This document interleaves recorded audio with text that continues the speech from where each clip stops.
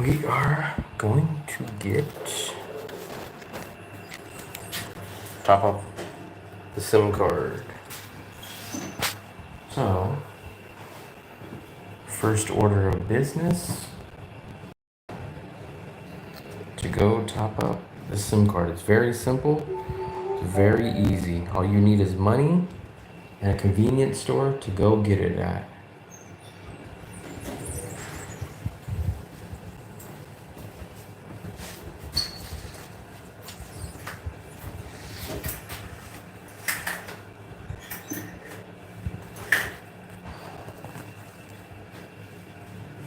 With the Western things last year, then we had it, we could look cheaper that time.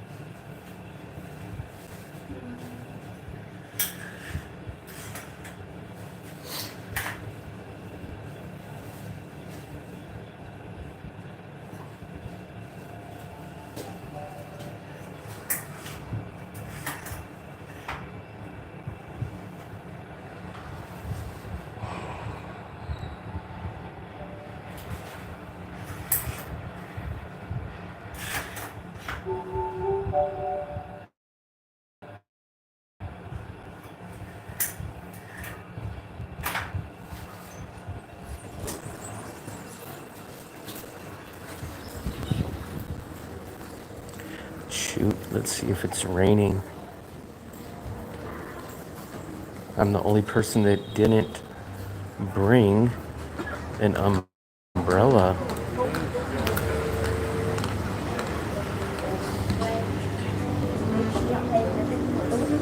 So, we are going to go top up this SIM card. I wanted to wait till a couple of people got here, till there was a few more people so they could see the process and see how easy it is. Seems like a couple people are in the chat now. Basically, what you do is you go to, I don't think they sell it here.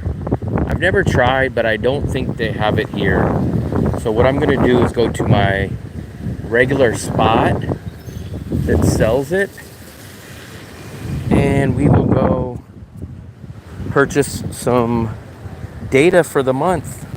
My plan cost me $5 a month. I get 7 gigabytes of data per day, or 210 gigabytes of data per month. It's going to expire tomorrow, so I'm going a day before so I can go top this up. So I'll have internet tomorrow and it won't shut it off. But for $5, man, what a deal.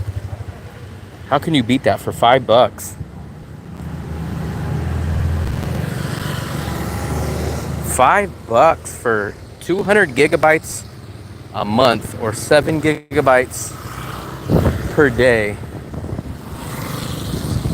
And it's very simple. All these little convenience stores sell these cards. These cards look like, they're like little lottery tickets. You just basically scratch these off and then you import or type in this number when you call this little code, and then it just uploads it. It's very simple, very easy. What do we got here? Lux Pub. Let's see what they have here. Coconut coffee. Do they have an egg coffee? I don't think so. They do have a coconut coffee. I had the egg coffee before. But the closest store that sells this to me is this street right here. So let's take a look. I'm sure there's other stores that sell it. I have just never found one. I should have checked the store downstairs from my place, but basically, it's been raining all day, guys. Can you guys see? They have these umbrellas up so the guests that come out don't get wet when they get into their taxi. But we are just gonna come over here real quick. Oh yeah, and just to let you guys know, I uploaded a new video. It's another bus visa run, full length video. So if you guys get a chance, as soon as you get off here, please go check out that full uploaded video.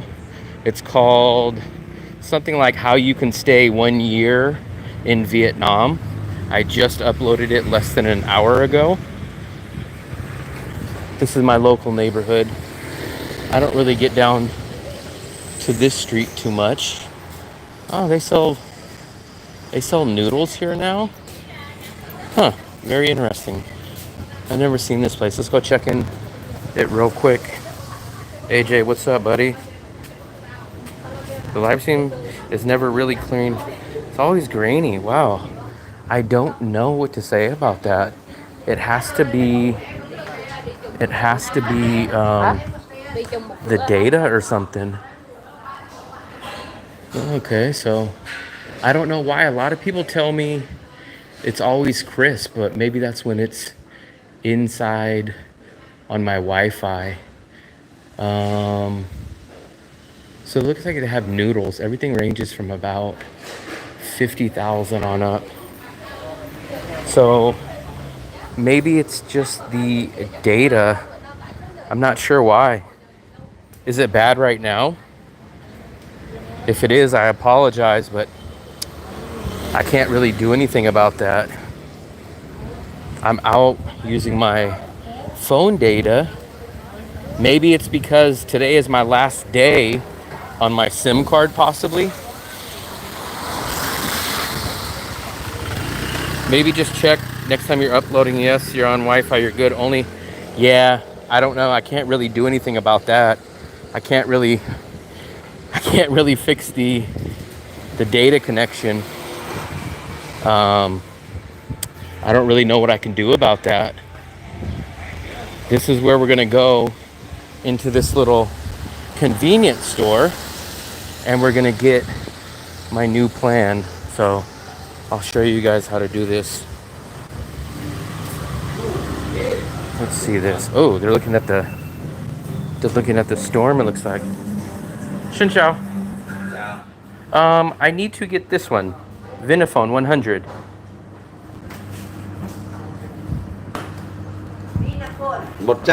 Vinaphone 100. Oop. Oh, we dropped that. So this is what you guys want to get right here. They're going to give me a new one. And then what you do is you scratch this off. So.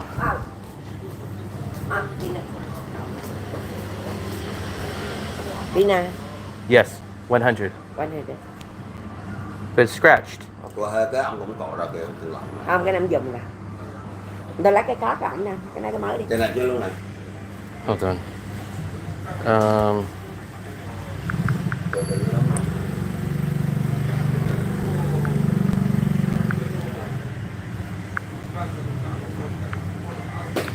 I need new one that's not scratched.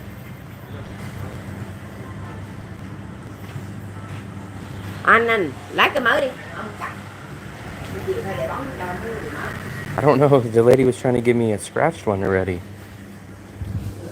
So what I need, you see how this one's scratched, guys? She was trying to give me one that's already scratched, so I don't know if they don't have any or what. Ah, perfect. Okay. So Anh lên đây hả Ngọc? Lên đây à, ở núi Trần phải đưa em đến. come on. So here we go, guys. This is the card you need. So you get this.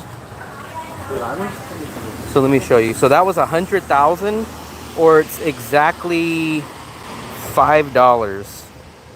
And then you'll scratch this part off right here, and you'll call this number. You'll input that serial number, and then you'll be topped up. So let me put this in my bag so I don't lose it, which I almost just did. Let me make sure I got it.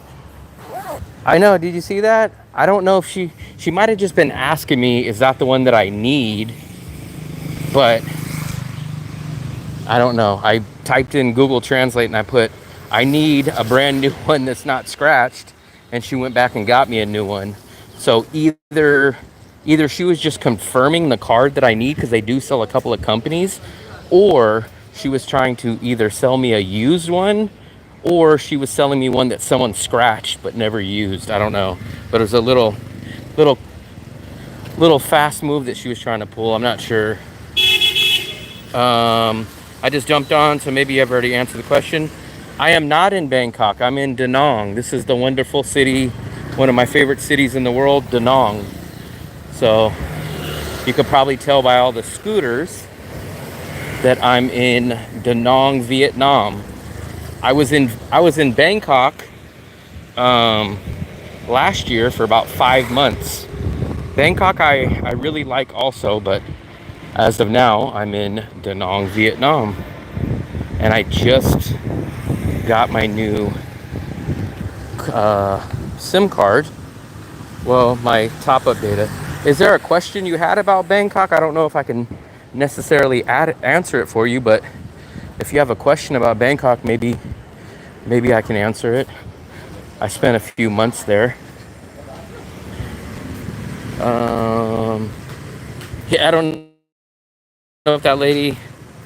No. I've had Viatel before, and then I switched from Viatel to Vinaphone. Maybe I should have went with Viatel, but I remember when I first got here, I used Viatel from the airport, and they were a little shady to me. So I switched from Viatel to Vinaphone, and ever since then I've just used Vinaphone. Living there for about a year or two. So you do know, if you're gonna live there for a year or two, that I don't know what country you're from, but they do make you, as an American only gets 60 days there before you have to leave the country in Bangkok. Vietnam is 90 days. There is some work around it, like if you do have a digital nomad visa, but it requires like a certain amount of money that you have to show that you make per month, or there is like a certain amount that you have to have in your bank account. I think it's $10,000. I think you have to have 10,000 US dollars, and then you can get a 6-month digital nomad visa. But you will be doing border runs. I just did a border run here in Vietnam on Saturday. So I'm used to doing visa runs, because that's the only option you have here in Vietnam, is to do the border runs. I'm gonna try to sit over here, but last time I sat over here the internet was really bad. So let's see. If the internet gets bad, let me know, guys. So let's see if I have 4G. I do have 4G here. Yeah.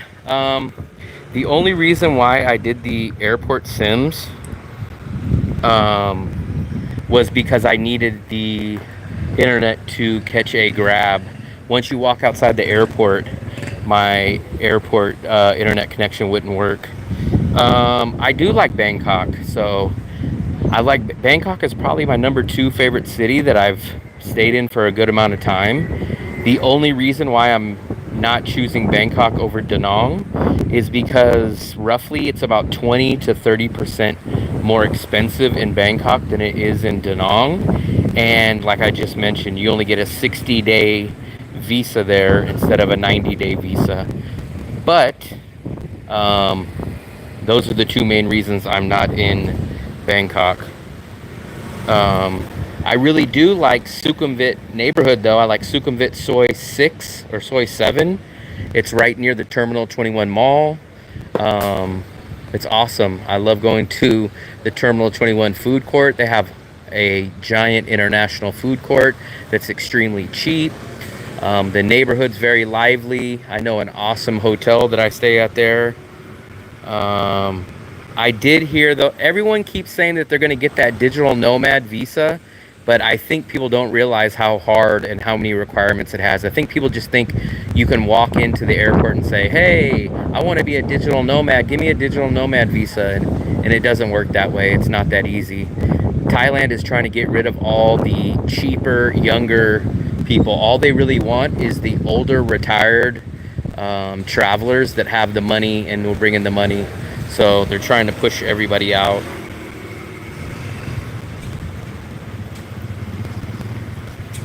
AJ, is the internet still grainy, or is it better, or what is it right now at least?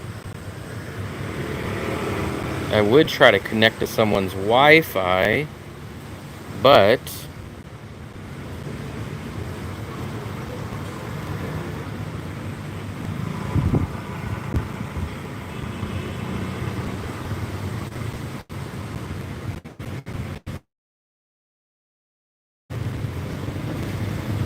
thanks for answering all of my questions. I'm seriously considering. I'm old and retired. Okay, then if you're over 50, I think you can get the retirement visa, which is, I want to say it's like 600. It's between $600 a year, or maybe it's $1,000 a year. It's something like that, and then you would have no problems. You open up a lot more avenues and a lot more doors if you can get the retirement visa there. So it's a lot different. So if you can get the retirement visa there, which is just basically money, then you would not really have to do the visa runs. I know a guy that was there for a little over a year. He did the retirement visa, but I guess he got tired of Thailand. But I like Thailand. So Thailand's advantages from Da Nang is that you're going to get a little bit more English. I think the food is slightly better in Thailand, and your infrastructure, such as like Bangkok, especially if you're going to go to Bangkok. I love the BTS. I love the Terminal 21 malls, everything like that. If I were you, I would try to check out Da Nang and Bangkok. I would try to check out both of them. Before you get that retirement visa, I would come to Da Nang, check out Da Nang for a month or 2 months or 3 months, however long you want, and then fly an hour flight from Da Nang to Bangkok. And then if you didn't like Da Nang, just go straight to Bangkok and get your retirement visa. Okay, let me go try to sit over. Oops, sorry. So that's the issue. So either I go sit over here and it's going to get worse internet, or I sit here and the wind's going to be the problem. So let me try to sit this way. Maybe this will work. It won't be such a good view, but maybe it'll cut the wind off a little bit.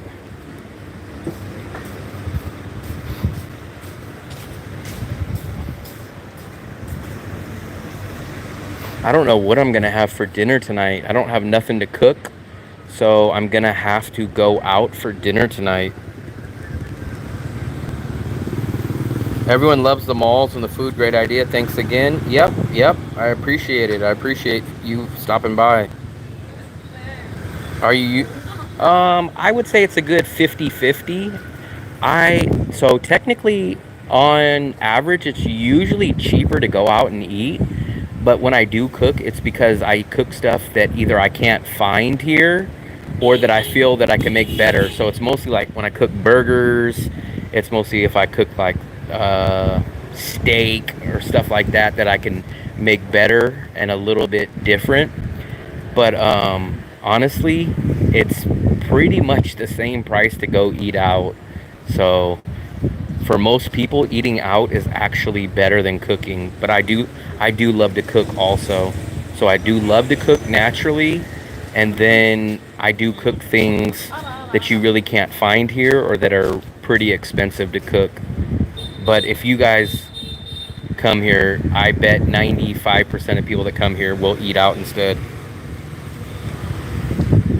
So I just got a message from that agent today, and she said, hey, they're painting the place now, they're fixing all the stuff, would you like to come take a look at it again?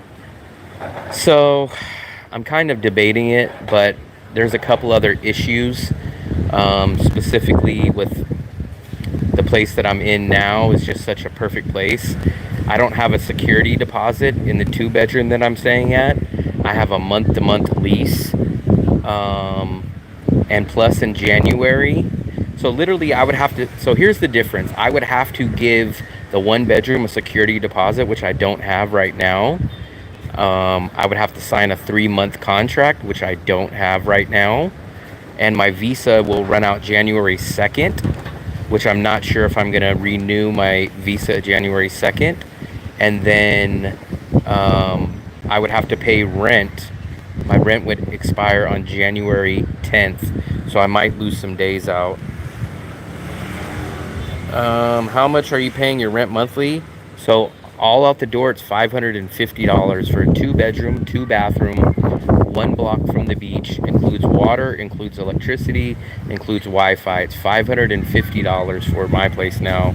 If I downgraded and went to the 1-bedroom, I would pay $350 for the 1-bedroom, plus I still would have to pay for utilities, electricity, which would probably be 50 to 60 bucks. So really, I would save about $150 or $160 to downgrade.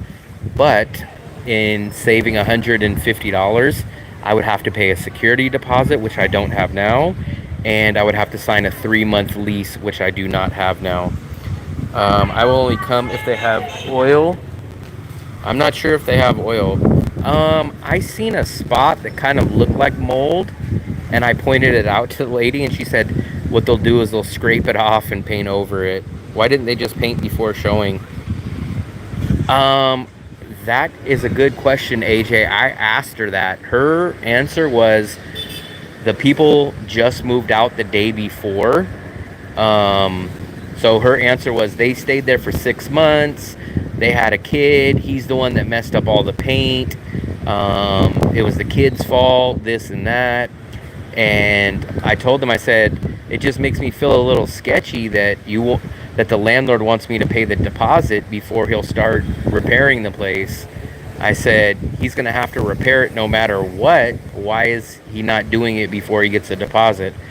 Today she messaged me back and said, hey, they're painting it now. If you want, you can come take a look at it. But I'm not sure. Not really, because so this is my building right there. So we're sitting directly across. All those are basically individually owned by different landlords.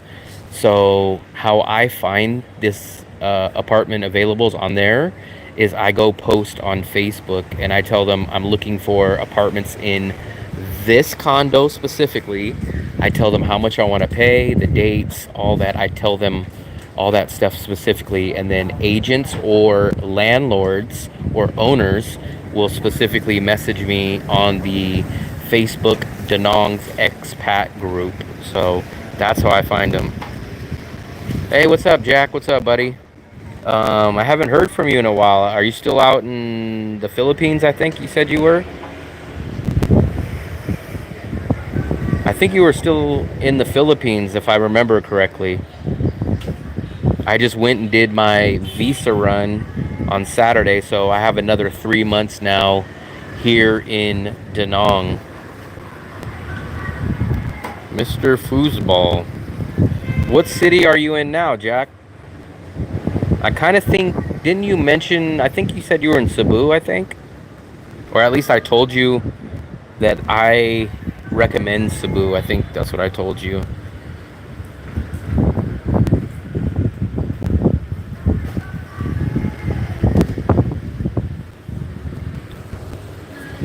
I would like to turn and face the other way, but I think it's a little too windy for you guys. It's been windy lately. This is the first time that I've ever been in Danong where it's been so windy.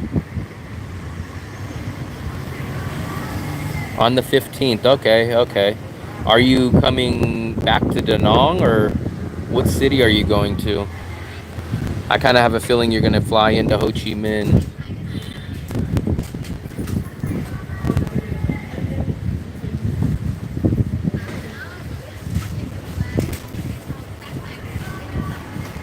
That's what I need when I go out in the rain. I need that rain jacket right there. I do have a rain jacket from Costco, but luckily I have not had to use it so far. Oh, you're going back to Danong. That's nice. This is definitely my favorite city that I've been to in Vietnam so far. think I've been to 5 cities, and this is still for sure my favorite city.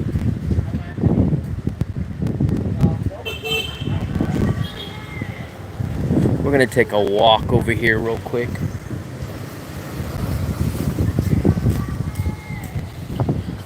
Hopefully the wind won't be too bad. A mate from mining lives on his time off in the Philippines, Eastwood City. I had to sneeze. I don't know if I've heard of Eastwood City. I kind of feel like I have, but I definitely haven't been there.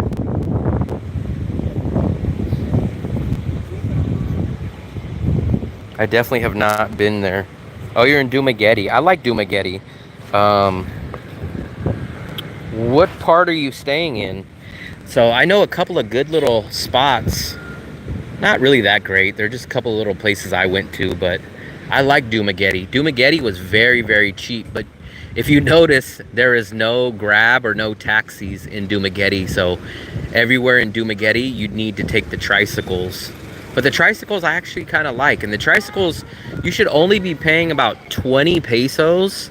I think it's 15 or 20 pesos for most of the tricycle rides. Some countries it's common, but that they don't clean, paint, anything until you put down a deposit, for example, in Mexico. Okay, I did not know that. That is a little weird, but it's kind of weird because then they're going to show the place to people and it's not going to look that good. And they have to fix it anyways. So it's like the owner has to fix it no matter what, because what are you going to do? Ask for top dollar and it's all beat up? So it's kind of weird that they do not fix it until you pay a deposit. And what happens if you pay a deposit and you come back on the day that you're supposed to move in and the repairs are not up to what you want? Are they going to give you your deposit back? I'm in a room. So I found an amazing place, man. I wish I would have talked to you. I think it was called Carlo's Place. If you Google Carlo's Place, I was getting Carlo's Place for, I think, look up Carlo's Place. Carlo's Place was a really, really nice place. It had a kitchen, it had a bedroom. The only thing I didn't like about it, well, the one thing I don't like about Dumaguete is that there's no real rentals in the main area, like the park, where all the malls are. There's no real rentals down there. It's kind of a commercial area. That's the one thing that I do not like about Dumaguete. You cannot find a rental in the area that I want to stay in. You have to stay kind of up off the street. I stayed by, what was the name of the university? Siliman, I think it's called Silliman University. I stayed behind it. So I wanted to stay up in front of Silliman by like where the mall is. There's a mall over there. I think a Robinson's or something. And I stayed behind it because there's no real rentals in that area. But actually, if you guys haven't checked, I just got done editing a video, and I just uploaded it to YouTube about 1 hour ago, guys. So if you guys get a chance, after you guys get off this YouTube live, please go check out my new uploaded video. I'll show you exactly what it looks like. This is my brand new spanking video.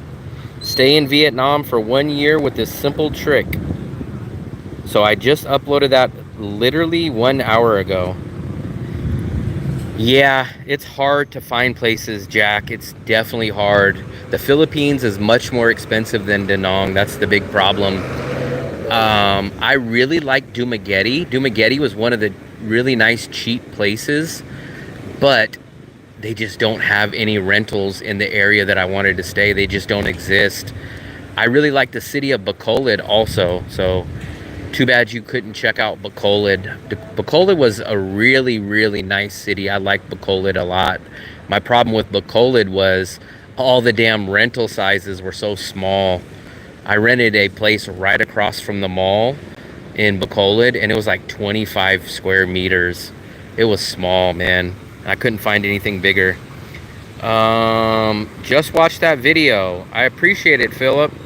I appreciate it. Hopefully that video updated you guys a little bit better than the first Vietnam visa that I did.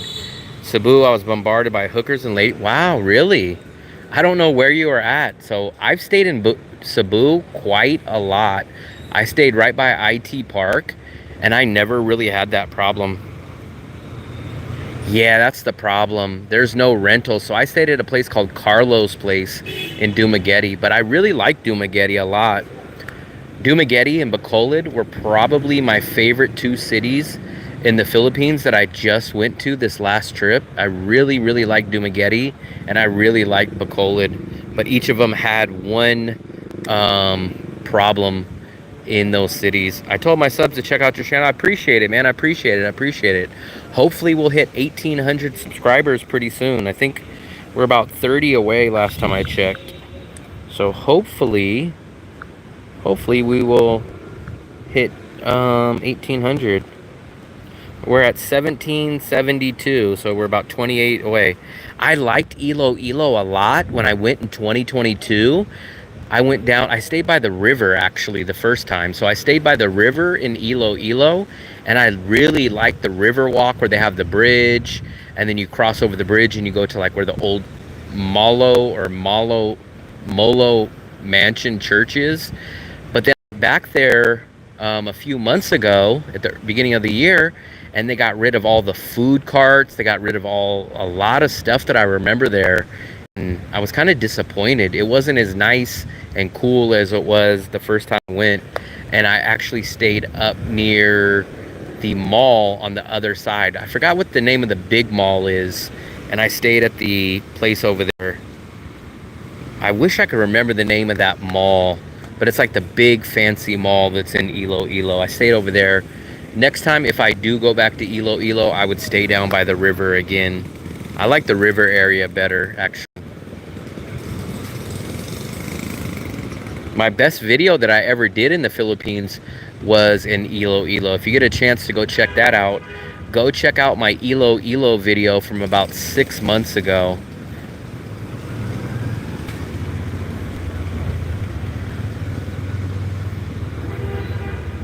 The Philippines is just, it's so hard to go to the Philippines when you realize what you pay here in Da Nang. It's just so hard because the Philippines is probably at least a good 30 to 50% more per month in the Philippines compared to living here in Da Nang. Everything's more expensive.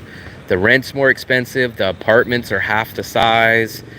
The food is more expensive. Transportation is more expensive. The visa is more expensive. The food is not as good. It's just so hard to go to the Philippines. I mean, I literally can do Bangkok cheaper than I could do most cities in the Philippines. Food is a hit or miss. A lot of people dog the food in the Philippines, but there's some food that's pretty good, and then there's some that's just not worth it. But I love the lumpia. I love the beef that they eat for breakfast. I like a couple of their stuff there. A couple of their stuff is pretty good, but a lot of the stuff, when I went there, someone described it as everything's brown with a sauce on it. Everything's fried, brown with a sauce. But also I do like their fried bananas. Like they have a barbecued banana. There's some stuff that I do like from there. The women are going to be the best to meet throughout Asia, just naturally because of the English. So you're not going to find a better Asian country that speaks English than the Philippines. I mean, you're not even going to come close. You're not going to find a country that you can meet women in better than the Philippines. And you're not going to find a longer term visa. So at least as of a few months ago, you could stay in the Philippines for 3 years before ever leaving the country. So that is the thing. If you come out here to Da Nang though, good luck on meeting a woman. For one, most are not going to speak English. For two, it's just a different culture. For 3, I think the stat that I read was like 70% of Vietnamese women are married by the time they're 25 years old. So you really don't have a chance with Vietnamese women, especially even on the level of the Philippines women. I think I read in a stat in the Philippines, I think it's 50% of women in the Philippines are single. In Vietnam, it's 70% of Vietnamese women are married by the time they're 25 years old. So if you're coming to meet women, Vietnam is not really a great option. Now, it's a great option for quality. It's a great option for price, cost of living. It's a great option for that. But if you're coming to Da Nang, especially to party, to meet women, people are going to be severely disappointed. So you have to weigh out your options. Do you want to meet women? Do you want cost of living? Do you want long-term visa? Do you mind doing border runs? So that's the question. There's no simple answer to it. There's some guys that I know that just absolutely can't deal with a country that doesn't speak English, and they do not want to do border runs. So if they don't want to do border runs and they are terrified of going to a place that doesn't speak English, then I recommend the Philippines to them. I tell them Philippines is your place. If they say, hey, you know what? I don't mind getting on a bus every 3 months and riding into Laos. I'm not here for women. I'm here for cost of living and going down to the beach and enjoying myself. Then I say, okay, Vietnam is your spot. People in general are not as healthy here as in Vietnam. Probably true. Probably true. What's with the auto hotel in Da Nang? No listing or booking? I'm not sure. I've never heard of that hotel. I've never heard of that hotel. My Key Beach area. That's exactly where I'm at. So literally the beach is right behind this condo. If we were able to see through that building, you guys would see the water and you would see the beach. If you just were able to look down there.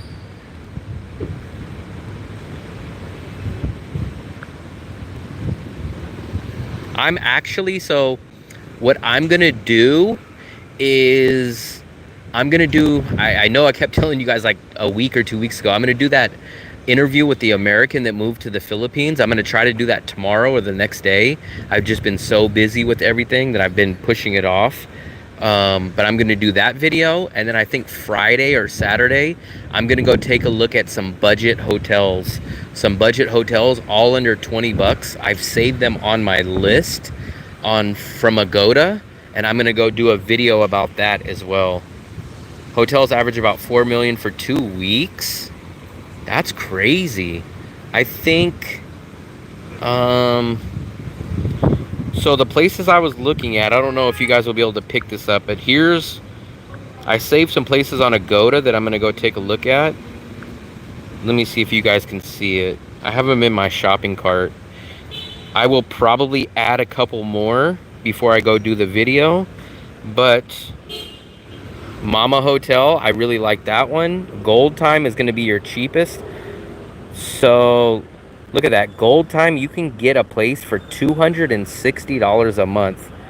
Amunra is $360 a month, and Cantona is $360 a month. I'm the platinum member on Agoda. I don't know what the highest. I think that's the highest level though. I'm on the VIP platinum level. So if you see, I don't know if that's the highest level or what that is, but I'm on VIP platinum level. I think I missed some of your guys' messages. Let me go back.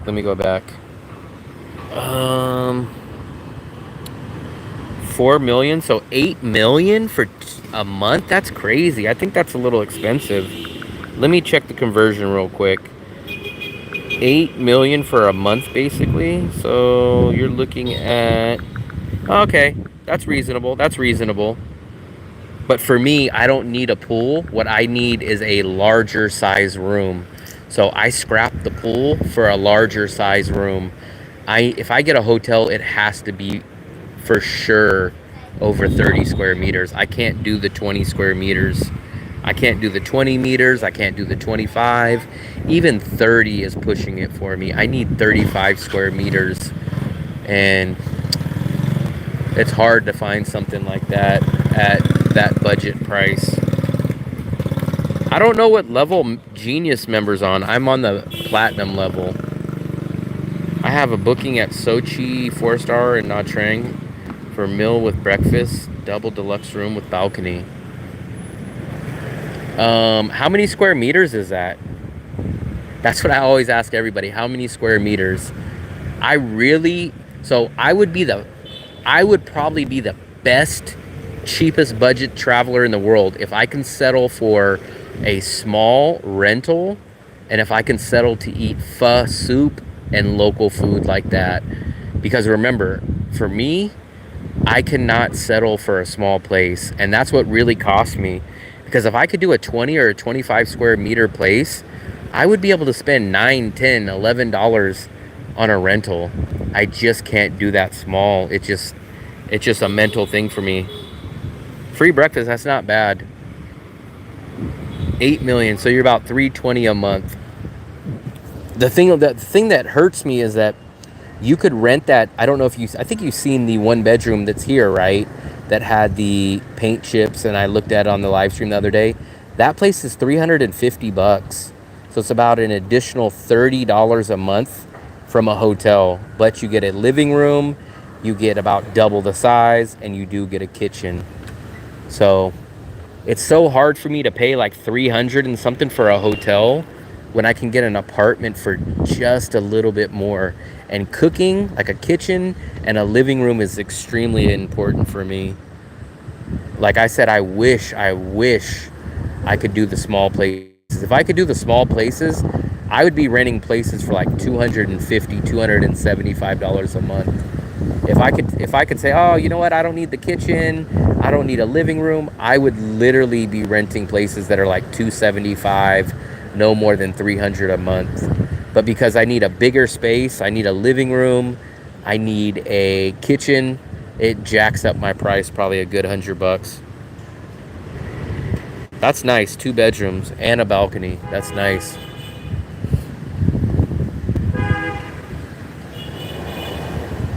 I'm gonna have to go out to dinner tonight, man. I haven't been out to dinner in a few nights. I mostly cooked. I think I cooked the last 3 nights here. I wish I could find a new restaurant, but it looks like I'm gonna go back to one of my local regular spots.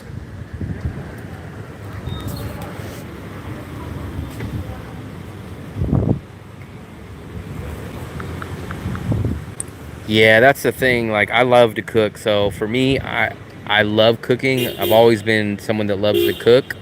And then there's food that I can't get back in the US, like that I can't get here in Vietnam, that I just love from the USA, and it's just impossible. Like, I want a good steak, I want a good burger, I want a good pizza. So that kind of stuff. I want a good roast. That kind of stuff I have to make myself. So that's kind of the problem with that aspect.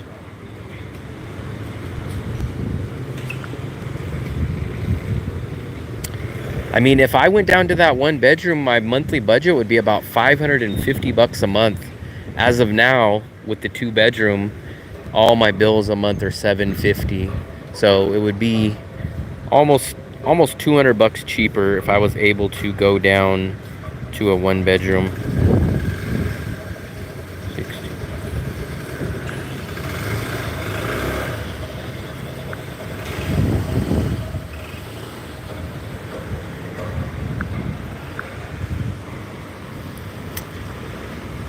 I'm getting hungry, but it's too early for dinner. It's like 3:50.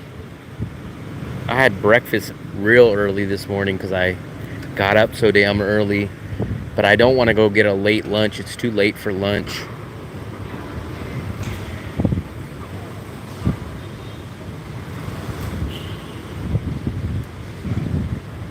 If you can't do that down for under 1,000, you're visiting too many. I've never got a massage before, so I'm good on that. I spend $550 on my rent, my water, my electricity, $550 total, and then all my other bills are another $200 total. My food bill runs me about $160 a month. My transportation is no more than $20 a month, and then any other miscellaneous or entertainment is about $20 a month. Why is this guy honking?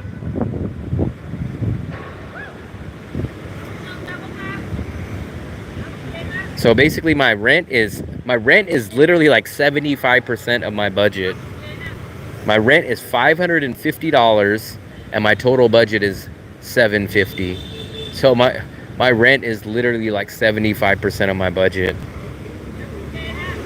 Yeah, so rainy season technically started in September. It did rain today. Today was kind of hard, but it's done now. It only rained maybe 2 or 3 days at the most in September, and it's rained about 2 days now in October. So far it hasn't really hit us that hard, so that's good.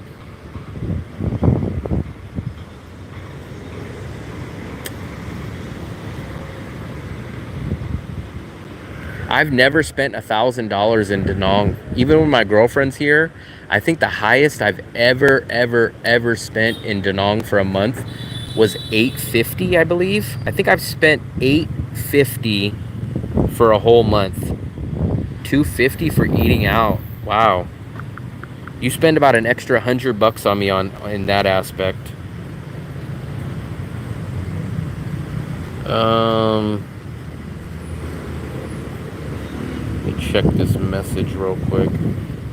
When my girlfriend's here, I spend about $230, $250 for both of us. So I spend about a good $230 to $250. But I'll give you an idea of what we eat. So breakfast, I don't usually eat breakfast.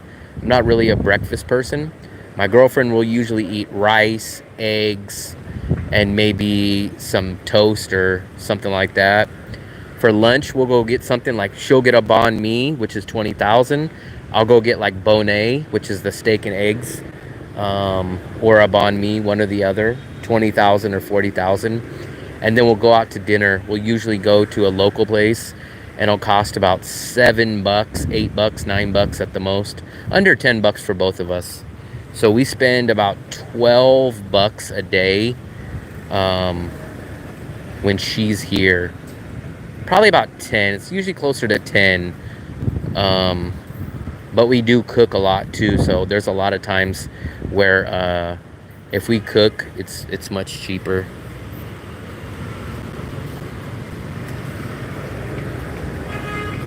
I would recommend, I don't really eat breakfast, but if I do eat breakfast, I eat a simple breakfast. My girlfriend will buy 2-3 pounds of rice. She'll make a fried egg with rice and a piece of bread, like toast. So if I do eat breakfast, it's that. And I mean, that's like what, like maybe $6,000-$7,000 for a breakfast VND. I don't drink coffee. I've drank one coffee in probably the past 10 years, and I just drank that coffee like maybe 2 weeks ago. I tried my very first egg coffee that I had right down the road. Yeah, man, you'll be surprised, man. Whenever you buy Western food, coffee, cigarettes, alcohol, you jack your bill up a lot a month. A lot. So like right now, my daily spending outside of rent is 150,000 VND per day. I'm spending 150,000 VND on everything besides rent. Breakfast, if I don't get for free, is a bowl of... So that seems pretty cheap. What are you buying for lunch? Like what's a normal price for your lunch, and what's a normal price for your dinner? For me, like I said, I usually don't eat breakfast, but if I do, I'll go get a bonnet, $40,000 for lunch, a banh mi, $20,000. So that's what, $60,000. And then my dinner will usually cost me about $80 to $100. So I normally spend about $160,000. I'll usually spend about $160,000 on myself for all my food in a day. Sometimes a little less. Not really any more than that, because breakfast sometimes I don't eat. I have been to Hue. I did a video on Hue, so if you want to go check out my Hue video, I think I posted that about a month or a month and a half ago. I was in Hue for about 4 days. Live stream marathon, keep it up. Actually, I've been cutting back on the live streams. So last week I was doing a lot, but this week I did a live stream while I was doing the Vietnam bus run. So that's why I've done probably a good amount on that day. But then the past 2 or 3 days, I've been editing my brand new video that I just uploaded about an hour ago. 70,000? Are you talking about 70,000 a day?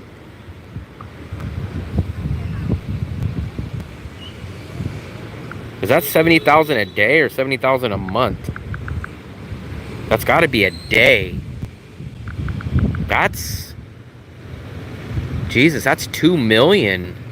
That's like, 2 million is about 2 weeks of groceries for me.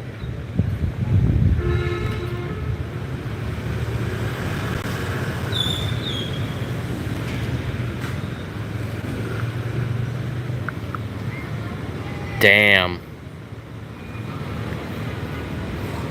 Yeah, you're about double. You're about double on me. I think your food budget is about double. So what usually happens is, I have a buddy that's from Mexico. He's out here too. He pays I think he said he pays 7 million for his condo, right? So he pays 7 million. He pays literally half as much. He pays 7 or 8 million. I can't remember what he said. 7 or 8. I pay 14. But at the end of the month, he still spends more money than me, even though his apartment is half my price of my apartment. Hi from Netherlands again. What's up, Sebastian? What's up, buddy? 10 to 15 US dollars a day. That's the thing. I don't make money, so I'm literally out here on savings. So I just got monetized on YouTube about 35 days ago, at the beginning of September. So literally this past month was the very first time I've ever made money while being in Asia.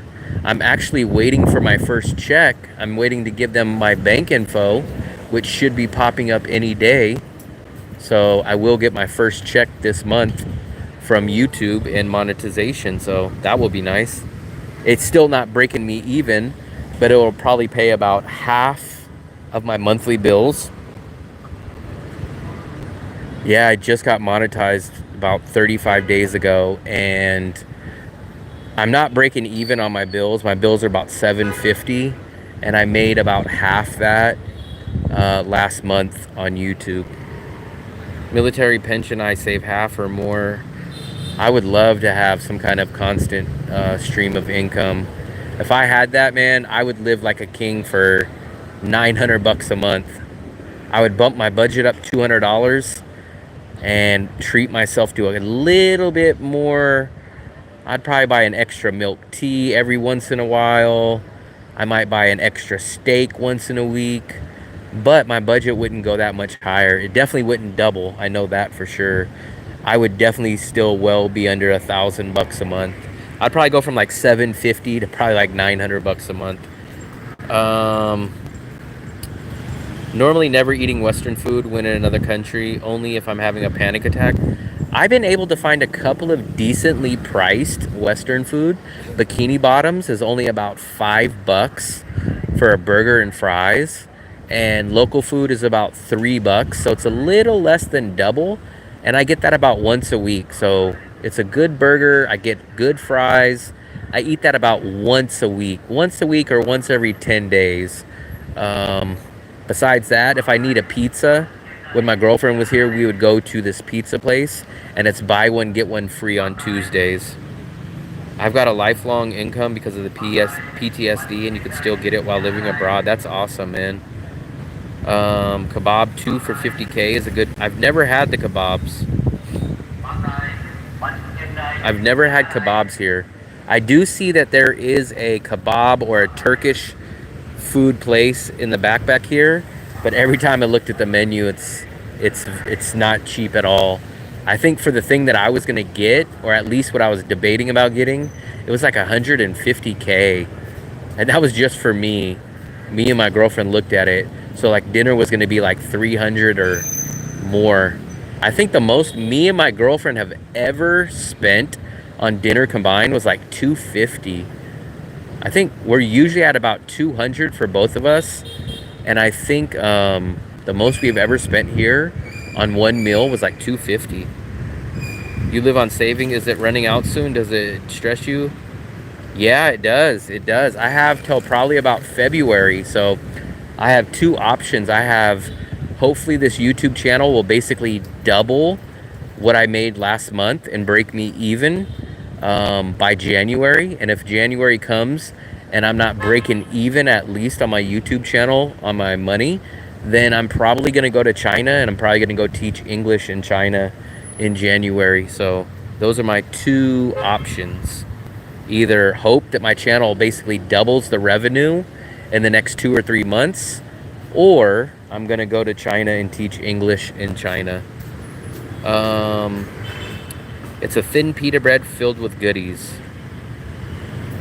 And you said 50K will fill you up. You get that much? That seems pretty cheap for non-local food. Okay, so I could probably explain it pretty easy in 30 seconds, Jack. So I could go teach in Vietnam. Well, put it this way. I'll tell you China first. So China, I can make $4,000 a month in China. They'll give me a free apartment on top of making $4,000 a month. I'll work Monday through Friday, 20 hours a week total. No weekends. I'll have Monday through Friday, no weekends, no night times. Now compare that to what Vietnam will pay me. Vietnam will pay me about $1,200 to $1,500 a month. They will not give me a free apartment. I will work probably 5 to 6 days a week. I will work weekends and I will work nights. So it's very easy to see why I choose China over Vietnam. 2 kebabs. You know what? I've never actually had a kebab, so I don't even know what size they are. I don't know if that would fill me up, but the time that I did look at it, there's only one kebab place, and it was kind of expensive. It's by the butcher shop. I don't know if you guys have ever seen me go by the butcher shop, but let me try to pull up the menu real quick. I'll see. I think it's a Turkish restaurant. It's right. Let me pull up their menu real quick. Istanbul, there it is. Istanbul Anatolian. From Iran. What's up, buddy? You're my first ever viewer from Iran. Welcome, welcome. I've never known of a person in Iran on my channel, but I welcome you. Appreciate you coming out here. Here's the menu. Let's take a look at the menu at the Turkish kebab place. So, look at, there we go. So can you see this, Philip? This Turkish kebab, it is 249,000. It gives you kebab blended with lamb, beef, and red pepper, flame grilled, served with lava bread, lavish bread, basmati rice, onions, grilled tomatoes for 249,000. So you can get the chicken one for 200,000. You can get a hummus falafel wrap for 150. So like I said, man, it's just not cheap. Azari from Iran, welcome, welcome, buddy, welcome, my friend. I think you are my first ever viewer from Iran. Appreciate it. Big thumbs up. My goal is to go to 100 countries in the world, if not every single country. So maybe one day I will be in Iran. I would like to go to Iran one day. That is not a Turkey. I'm not sure. I just know that's the only kebab place I've ever seen here. Let me try to see if there's... Is Turkey the name? Let me look up Turkey. I don't know if that's the name of the restaurant. Turkey food. Is it Torquay Food, maybe? Torquay Food? Is this it?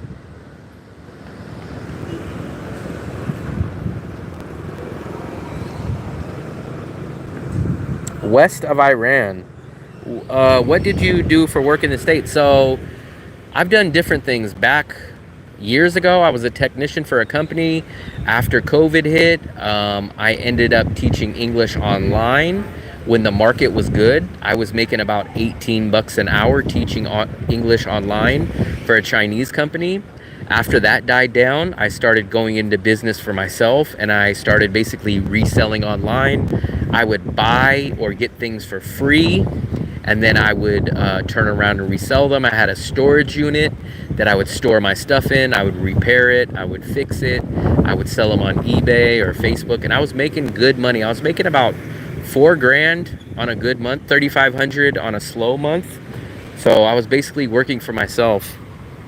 Yes. So the only problem I see with Torquay is that it's so damn far away. It says it's 4 miles away, so it looks like it's 20 minutes unless there's another one.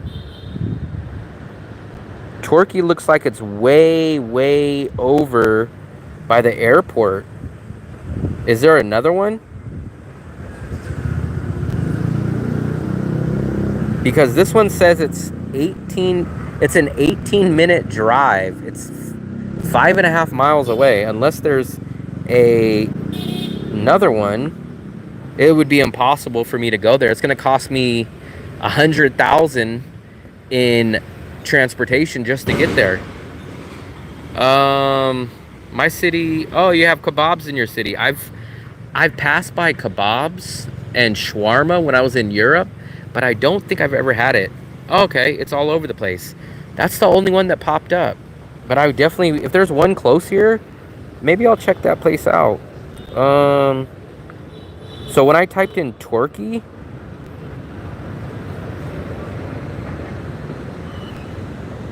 the only ones I see is Torquay that's 4 miles away and Torquay that's 2.5 miles away. So I think there's only 2 here, but they're all far away. They're not anywhere nearby. So this one's like a 12-minute Grab delivery. I can't do Grab. For one, I never like to eat dinner in my house, especially if it's takeout. For two, it's going to cost me $30,000 extra for the delivery. If I eat dinner at a restaurant, I like to go out. So for me, I'm not big. I don't think I've ever actually done Grab delivery. I think I might have done Grab delivery one time in the year that I've been here. I just hate because, for one, the prices are more expensive than walking in, and then you also get hit with that delivery fee. So you end up spending an extra $2 or so for that same dinner. Tabriz, that's the city you're in? I think I'm saying that correctly. Tabriz. The only time I eat dinner in my house is when I cook for myself. But if I'm gonna go to a restaurant, I want to go sit down. I want to do the local feel to it. I want to sit out there. I want to see what's nearby. I want to walk. So I get the discounts, but the one discount that they never give me is the delivery fee. And usually the delivery is usually about 20 something at minimum. And depending on what time it is, usually it's about 30 or 35. Plus, remember, so I wanted to do that at the Thai restaurant. There was the Thai restaurant. I looked at the delivery price. Normally it's $60,000 plus $50,000 for what I get, so it's $110,000. Both dishes were like $70,000 if you ordered them from Grab. So each dish was jacked up like $10,000 or $15,000. And then when I went to go pay, they wanted to hit me with like a $25,000 or a $30,000 delivery fee. So I would have ended up spending like an extra. I think someone local was trying to call me. I think it was my cell phone place, because I've been noticing every time my phone plan is about a day up, they'll call me and say, hey, you need to reload your SIM card. In Dalat, they charge me only $20K. Sometimes you get lucky. In Da Nang, especially when I eat dinner after 7, So I think usually at nighttime it's a little bit higher, especially if I order out. It's usually at 8 or 9 o'clock at night when I'll order dinner, and usually the lowest I'll see is about 25K. So it's 25K on top of that, and then each item will usually be 10 to 15,000 jacked up on the menu price. So it's like, hey, if I buy dinner for 100,000 and they added another 50, that's a 50% markup.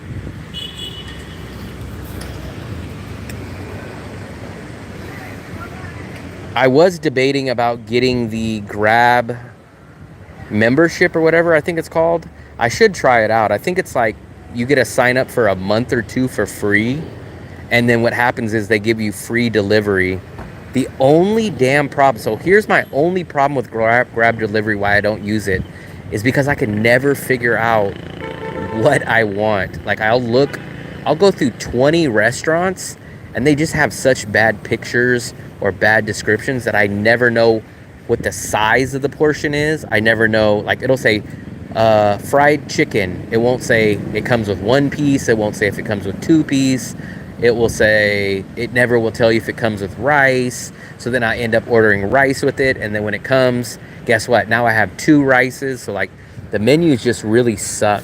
And I never know how, I just never know with Grab delivery.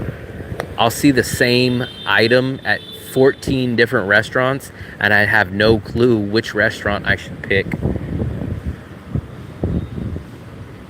I'm gonna try to take a look at, let me try to find that on Grab. I'm gonna go into Grab real quick. Hopefully I can open up my Grab. Let me see if I can just quickly pull that up.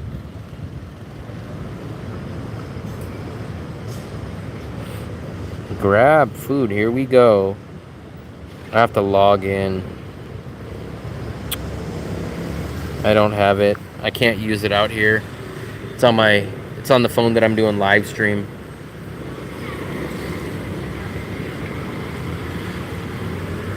Lady out here riding a bike. Yeah, I gotta figure out. I'm probably gonna walk up the street and either get my pork chop place or get my local Vietnamese place. I pay, I think it's 70,000 for this really good stir-fried beef. It comes with like beef, tomatoes, grilled onions, some green onions, a big portion of the beef too, and it comes with white rice, and then I get a fried egg with it, and usually costs me 80,000, and it's a big portion. I'm completely full every time I go there, and it's 80,000. I do like the pork chop place because the pork chop is probably one of the best pork chops I've ever had before. But it's a little bit on the smaller end, but it's a really good pork chop. Yeah, I know. The problem was, so I tried to do the opposite. I tried to say, hey, can you just give me double portions? Give me 2 portions of the meat and don't give me the rice. And it still would have been 160. So I was like, damn, 160? I'm like, I'm better off getting the meat and the rice for 80. I'd be more full than getting double portions of the meat with no rice for 160. So it wasn't really that great of a deal.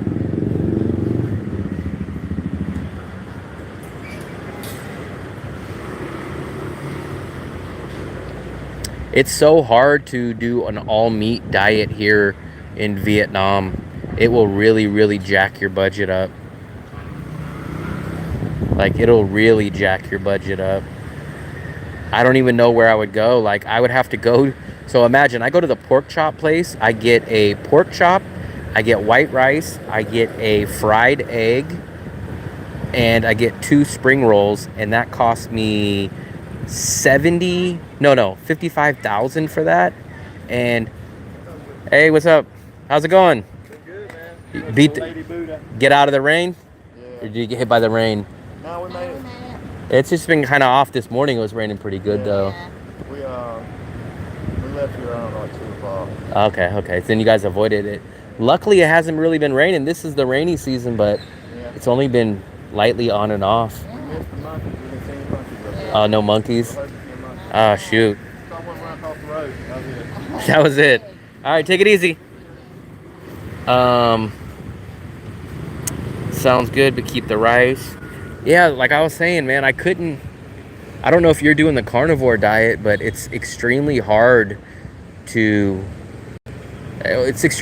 you're trying to keep a budget, because the meat is what jacks up the price, and they'll usually just load you up cheap with the rice.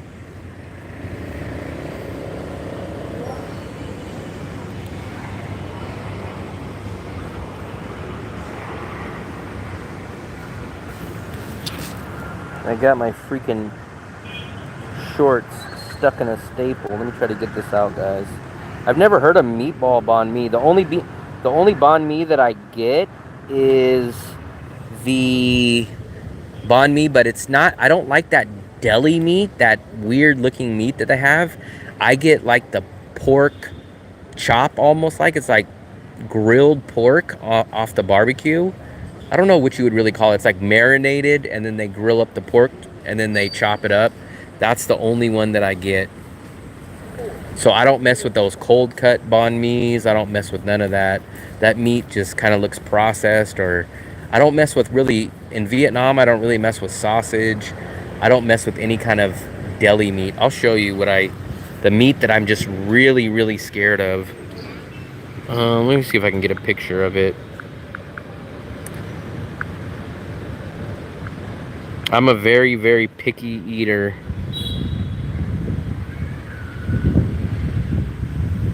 I don't eat seafood. Let me see.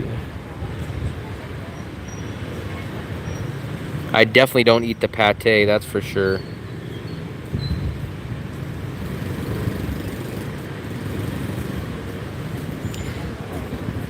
See, this is like not a good quality picture.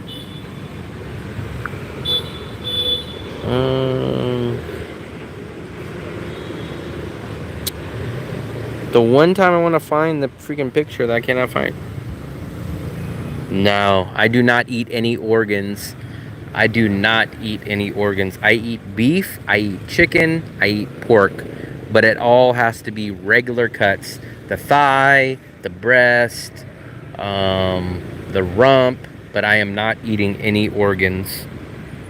No organs. I'll pass. You couldn't even pay me to eat it.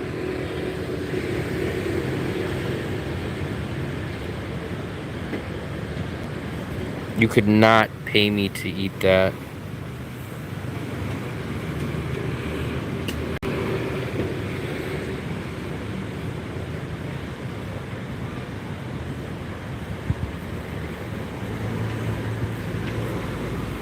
Yeah, you could not pay me to eat that stuff.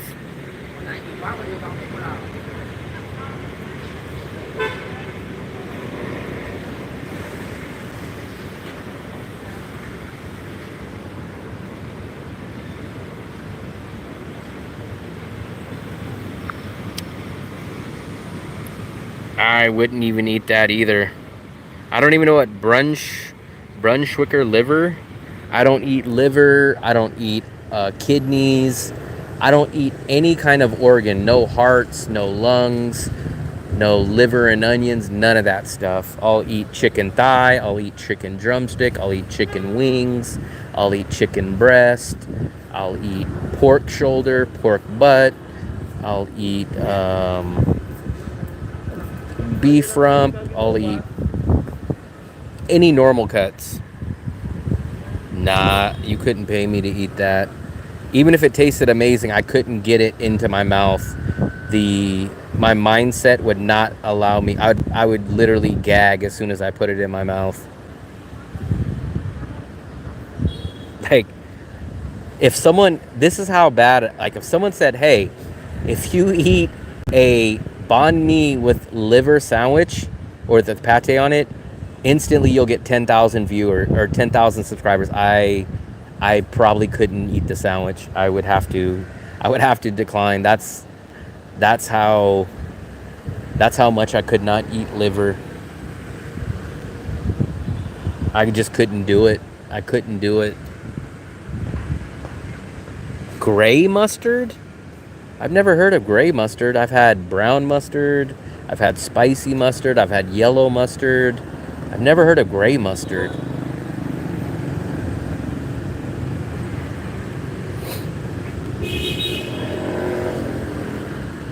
Do vendors in market or street food need to have government? That is a great question. I severely doubt that they do, but I could not confirm that one way or the other. Luckily, I've been to 19 countries in the world. I've ate street food all across the world. I've never been sick. So either they do have permits or I've got extremely lucky and never got sick. Hot mustard? I've had hot mustard, but it's not gray. It's usually like that yellowish brown. It's like a brown mustard. I've had like the Chinese hot mustard, but it's not gray. It's like a orangish brown, yellowish.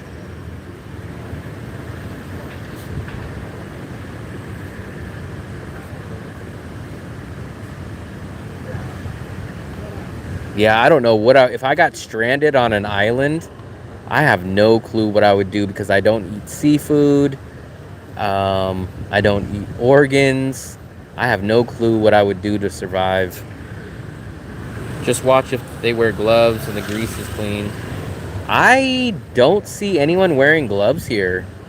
I don't ever really remember seeing people wearing gloves like at the banh mi place.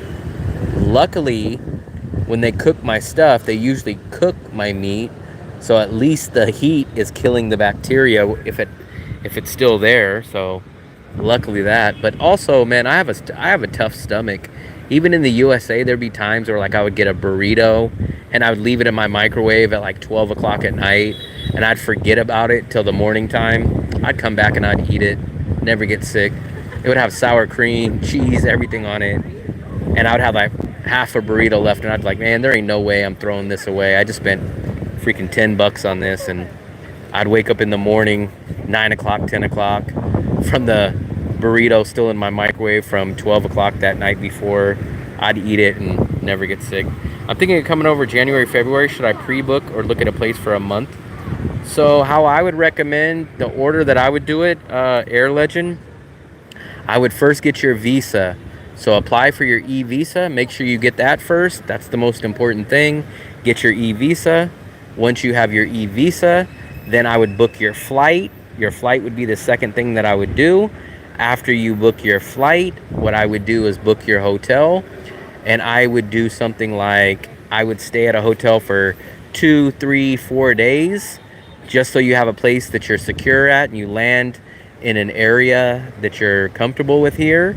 And then once you land here at that hotel, I would start walking around or contacting people on Facebook or different places for apartments and go look at them in person before you actually commit to a long-term rental. That's how I would do it.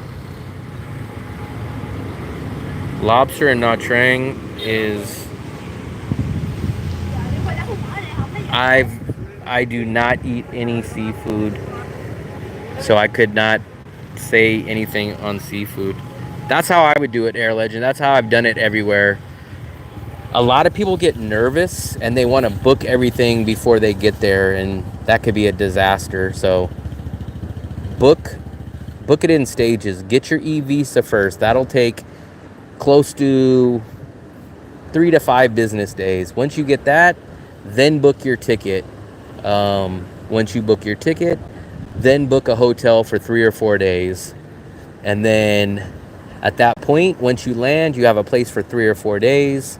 Start looking around. If you can't find something in that 3 or 4 days, maybe extend your hotel for a couple more days. Or if you do find something that you like, then move out after those 3 or 4 days and stay in that hotel or stay in that new apartment. Make sure you have the Grab app with your card linked. Yeah, you could do that too. I have not got rid of, but I do not use Grab anymore. So if you come to Da Nang, I highly recommend using InDrive. InDrive is about 30 to 40%, sometimes more, cheaper than Grab. So actually, literally for the past 3 months, I have not used Grab at all. I've only used InDrive.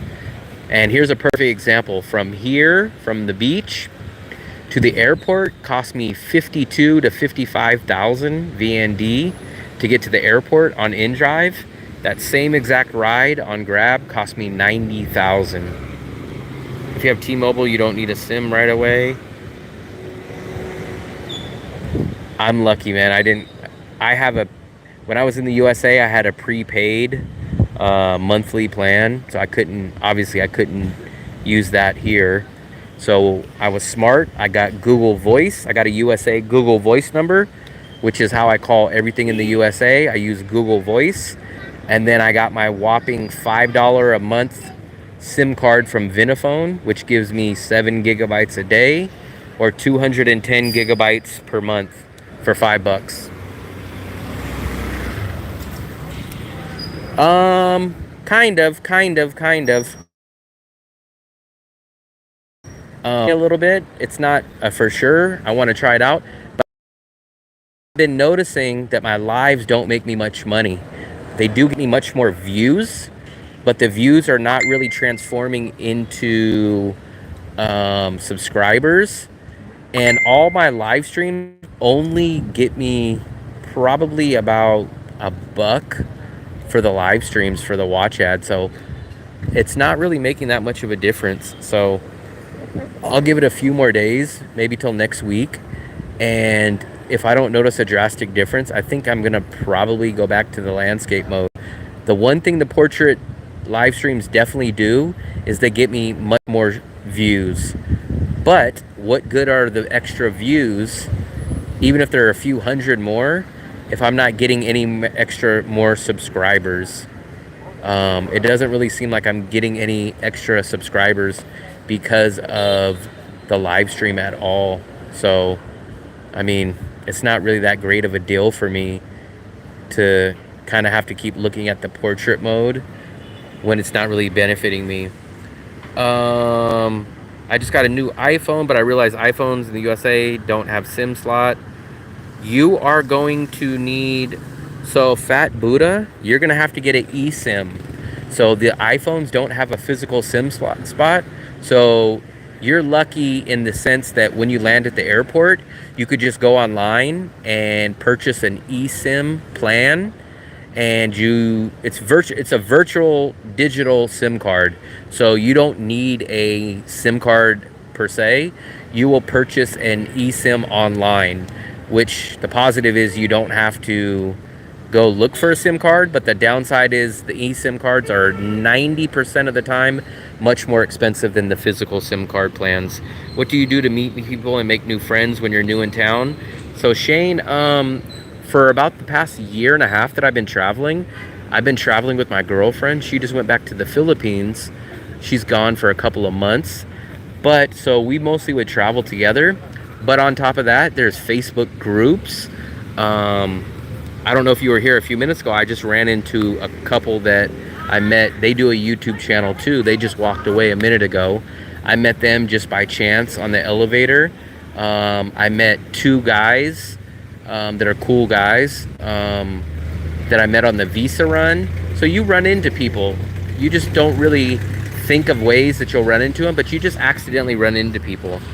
Plus I use my cashback credit card. Shane talked to people. Cheers, Will. The sky cleared out. Yep, there's our grandpa right there. So whoever was in that bikini bottom chat, we have a special guest, Mr. Grandpa himself. As you can see, it's not raining. Actually, there's some blue skies out here right now. You can get an eSIM from Vietnam carrier. Do you carry your passport when you go out? I do not. So the only time I ever use my passport when I'm here is when I check into a hotel or when I check into a apartment.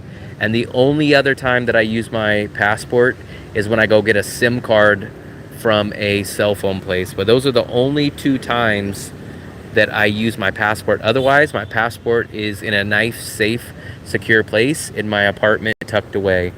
But I never bring my SIM card, or I never bring my passport out except for when I check into a hotel or apartment or when I go get a SIM card. So really, you should only have your passport on you 1 or no more than 2 days. 1 day to check into your place and 1 day to get your SIM card.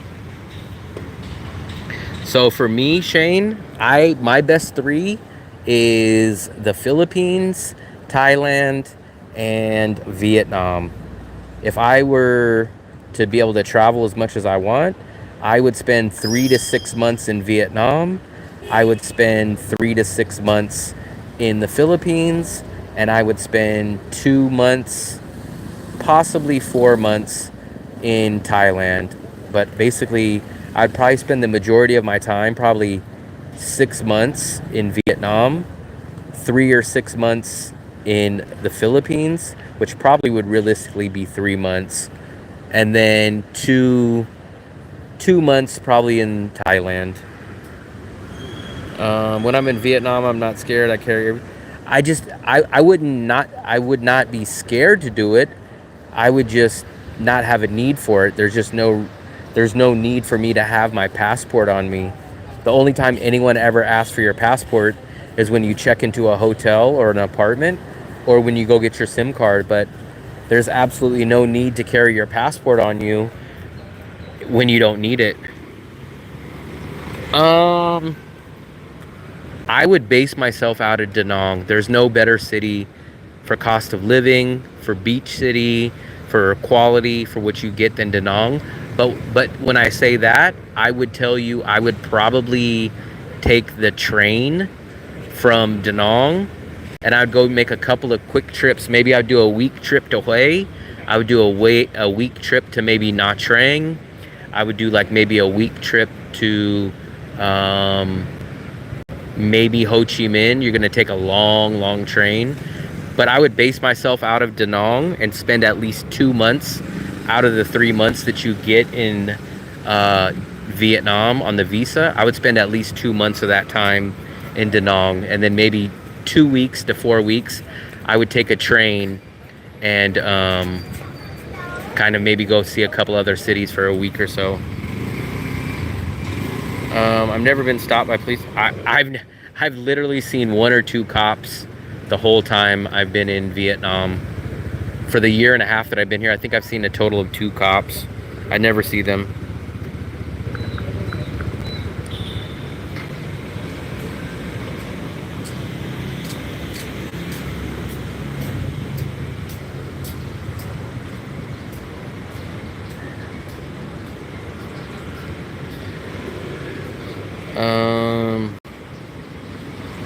Hard to meet people, so I guess it all depends on what you're looking for or what you do. So I would recommend, if you had a hard time, I would say probably go into the expat Facebook group and just make a post that you're here and that whatever your interests are, try to meet similar people.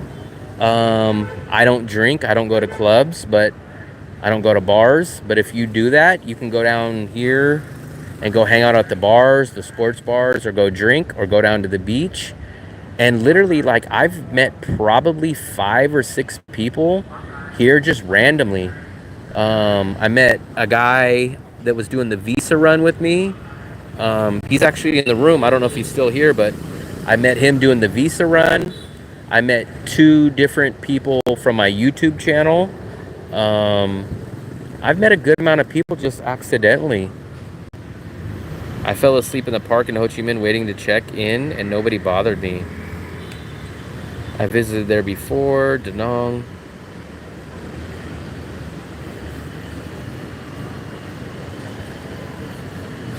What time is it, guys? It's 4:30.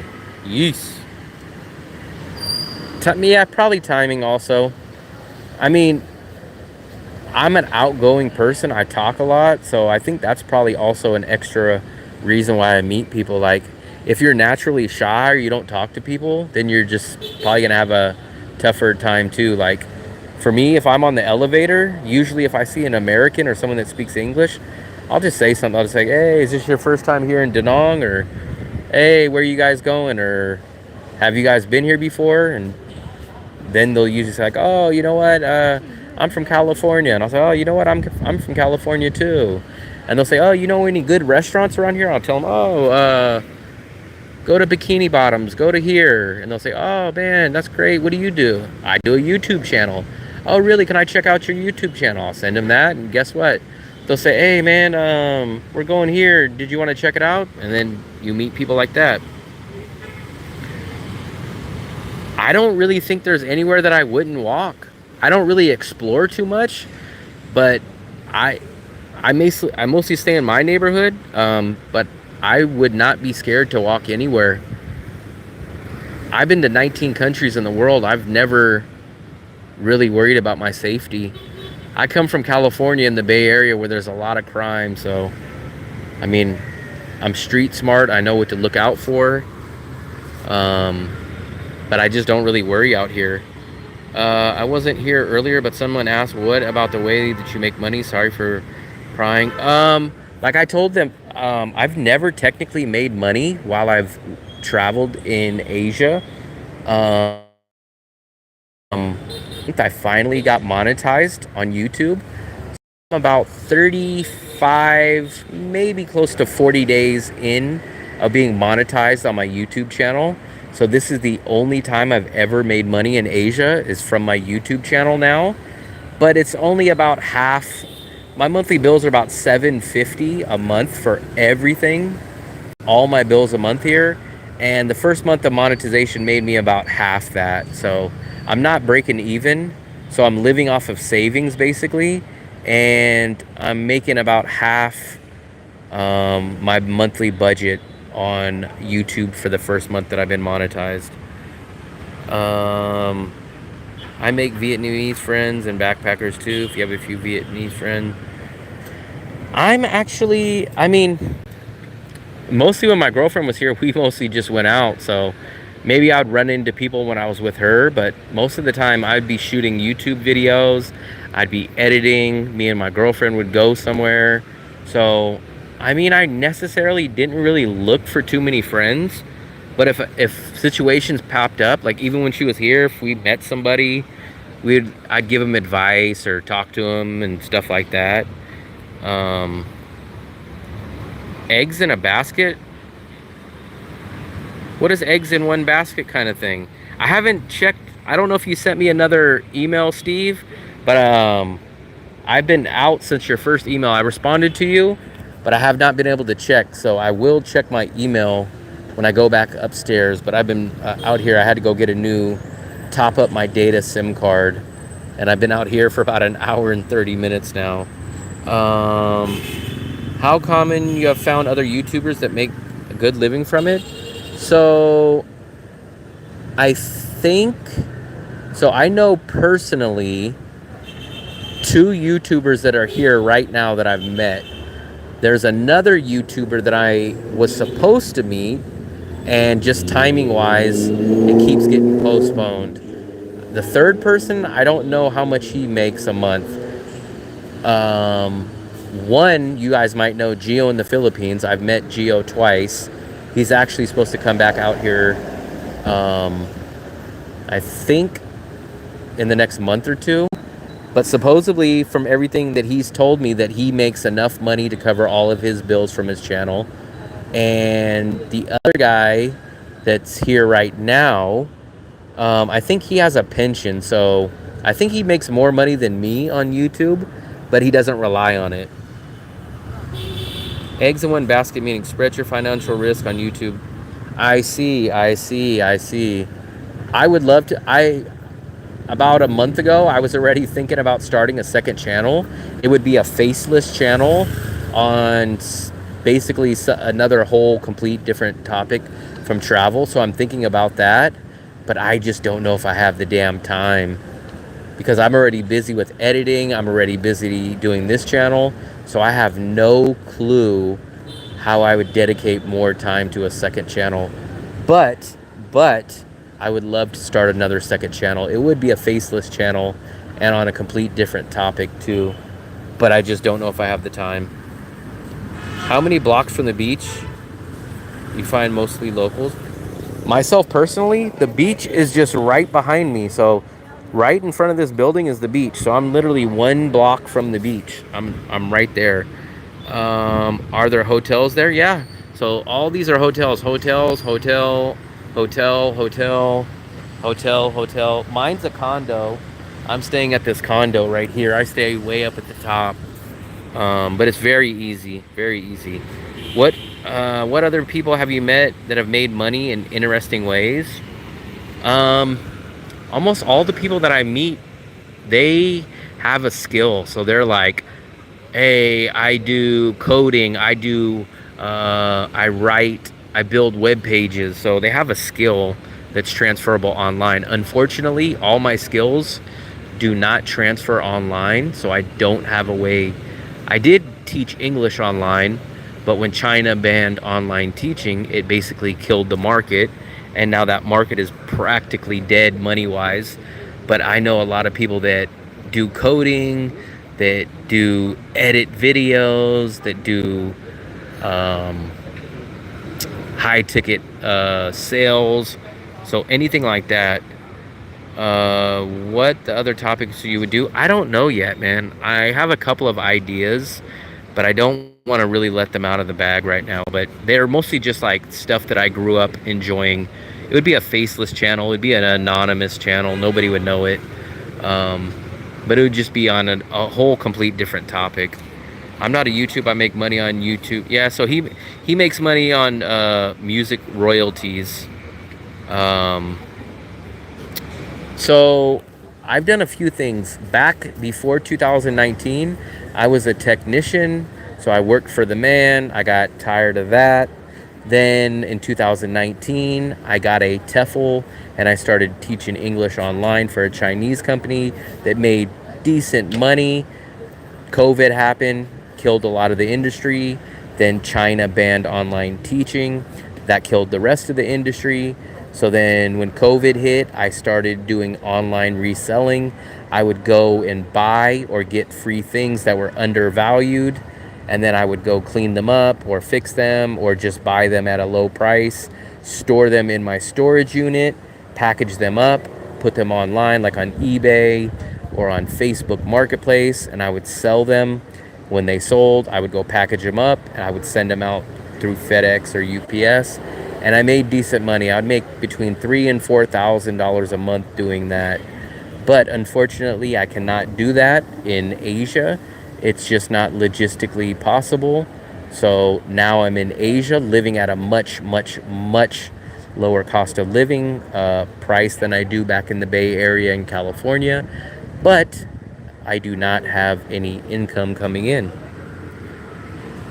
20K night trading over the weekend, SRK. Nice, nice. I used to trade stock options all the way from like 2017 till about 2021, maybe even to a little bit into 2022. But since I do not have income, I do not want to risk the rest of my savings and have a bad trade go bad on me and make my situation worse. So I have not traded stock options in over a year.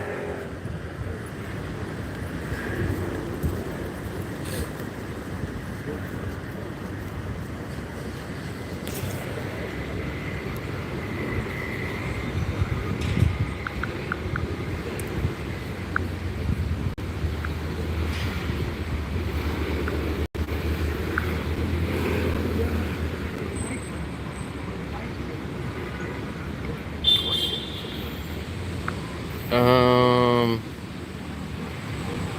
I I've never got into just regular stock trading. Stock trading to me is too slow, it's too boring.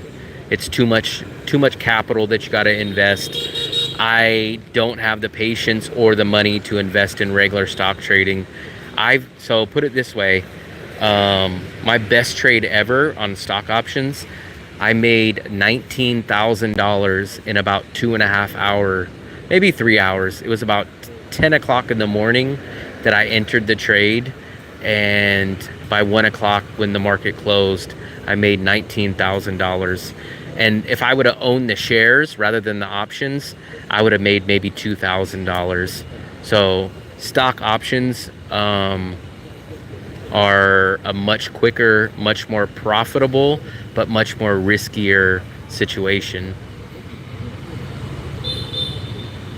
I was reselling anything and everything, man. You would be shocked. On eBay, man, oh my God, man. People were buying all kinds of things that you would never. I sold a lot of, you guys will be shocked. I sold a lot of electronics, like older VCRs really sold good during the COVID time. A lot of people, there was like trends, and I was selling used VCRs for 150 bucks. I was selling old school Pioneer speaker equipment for 200 bucks. I would sell any and everything, man. So basically what I would do is I would go onto Facebook, or I would go into thrift shops. I would go find things, and then I would look them up on the eBay app, and I would see what the last time what that item sold for. And if it was a good enough profit margin, I would buy it, and then I would turn around and sell it. But I literally didn't have anything specific that I was looking for. I would go spend my whole day going and searching for items, looking them up on the eBay app, seeing what they go for. And if I had a profit margin of 4 times of what I can buy it for to sell it, I would buy it. Nicely. Yep. It's warm. There's not any wind. There's actually blue skies now, and the rain's been done for a few hours. You can actually enter into some long-term. I think I've had a stock option trade that I had a contract for like 6 months or 8 months on it. I didn't stay in it that long, but I did have a contract for that long. Plus, I also like doing options the other ways. Instead of buying options, I also sell options. So selling options is a much safer strategy, and it's guaranteed money. So I do like selling options. It's not as profitable, but it is guaranteed money, and it is another form of profit. Shoot. I would just say, without naming any one item, I would say the smaller it was, usually the better profit margin, because I would sell a VCR, let's say a VCR, right? But I would have to pack it up in a box, and the shipping would probably cost me about 20 to 25 bucks for shipping. Whereas if I could find something like an old school Walkman, I sold a really remember those yellow 1980s Sony Walkman? A small Walkman would fit into a small envelope, and I think I would ship it for about $8, but I sold something like that for I think $120. So for me, it was the smaller items with a large turnaround profit would be something that I would look at. Another great thing that I've seen some really good people do is they would go sell $2 bills. They would go sell coins. So like, people were really getting into stuff. So like, let's say $2 bills. They would sell a $2 bill for $3. So, I mean, you wouldn't make a killing, but you're literally trading a $2 bill for $3. And if you get enough volume, you would make a decent profit. People would sell, they would look at for some reason, I don't know why, but some people buy certain serial number dollar bills or $5 bills. Like if it had like a red star on the bill, people would pay extra money for it. If it ended in 4 digits, all of the same number, people would pay extra money. You'd just be shocked at what some people would buy. When I went on eBay and started selling things, I was just blown away at how much items people would buy for ridiculous amounts. Yeah, I do love. My problem is I never know when to get out of a trade. I always think the trade's going to keep going up, and then sometimes I'll wait too long and lose all the profit, or sometimes it'll turn against me. That was my biggest problem. I get a little too greedy on trades sometimes. Did you buy physical gold, or did you buy gold on paper? That's the question, though, because gold on paper is a hard thing to do. Now, if you bought gold bullion and you have it stored somewhere physically, then that's a great buy, because gold's up to, like, at least the last time I checked was like 2,700 bucks. I think gold, it might have dropped under 2,700 now, but at least Last time I looked at it, it was right around 2,700 an ounce. Yeah, yeah. Actually there's a good amount of gold shops. I walked past a couple of gold shops here. It's kind of like Bangkok. Bangkok has more gold shops, but I've seen gold shops here too.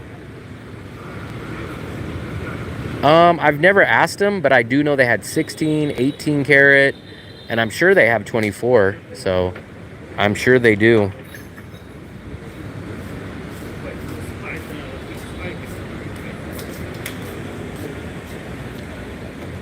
I knew a guy back when I was in college. He was around 2005, 2006, maybe 2007, around that time frame, that he was just loading up on Bitcoin. That's back when Bitcoin was like $300 a coin, maybe even less back then. Nobody knew about Bitcoin back in 2006, and he loaded up on a lot of them. I think his family was already rich, so it's not like he became a millionaire. He already had a good amount of money.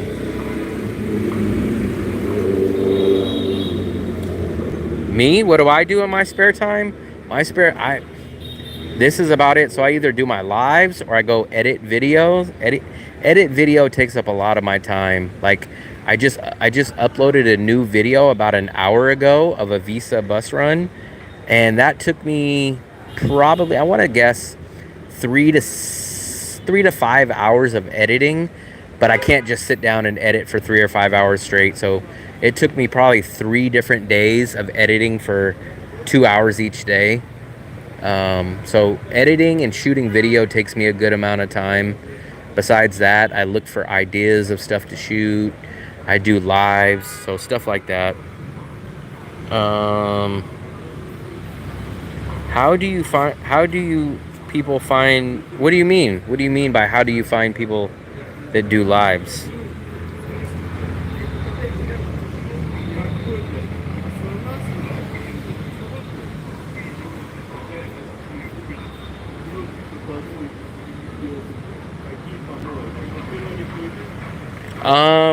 So I'm assuming a lot of them are subscribed to me. So when they subscribe to me, I will put out a alert. Basically, it's an automatic alert when I go live. YouTube will basically say, "Hey, this guy over here in Dadong, he's live." So people can either click on it and it'll take them right into my live, or what I've just realized is that if you do portrait mode like this, not landscape. Landscape's when you turn your phone.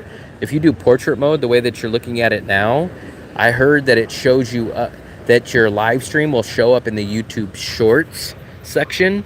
So I think a lot of people are running into me also by watching YouTube Shorts, and they'll scroll on YouTube Shorts and then they'll find my live channel. Yeah, so I think that's how Philip found me, and I think that's how a lot of people over the past week or so, when I started doing portrait mode, found me. Otherwise, it's most... Shane, I bet you found me on YouTube Shorts, right? How did you find me? Yep. Oh, you filtered by live. Okay. You could find it that way too. So you could find it that way. That's probably the rarest way people find me. Most people find me by subscribing to me, and then it just alerts them. And then it seems like the second is people going on YouTube Shorts, and they scroll, and all of a sudden YouTube will show a live channel like mine, and then people will stick around and watch it. And then I think the third option is like you. I don't even have a Twitch. I don't have a Twitch. So I have an Instagram and a Facebook, but they barely grow. I've given up on trying to grow my Instagram channel. I have no luck on Instagram at all. I get garbage when I do shorts. On my shorts I get 200 views. That's it. Shorts I do absolute garbage on. I do terrible. I've given up on shorts also. Shorts I don't get nothing, man. Shorts are terrible for me. I've given up on shorts. The biggest problem with shorts is I have to shoot it on my cell phone. I hate shooting video on my cell phone. It's bad enough I got to do the live streams on my cell phone. But when I shoot video, I use my GoPro 9, And with my GoPro 9, I can't shoot portrait mode. So I've given up on shorts. Not only do I not get the views, but I refuse to shoot video on my cell phone portrait mode.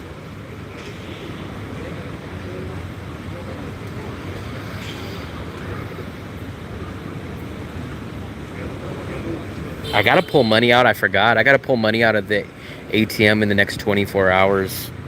I probably should do it today, but I'll probably wait till tomorrow.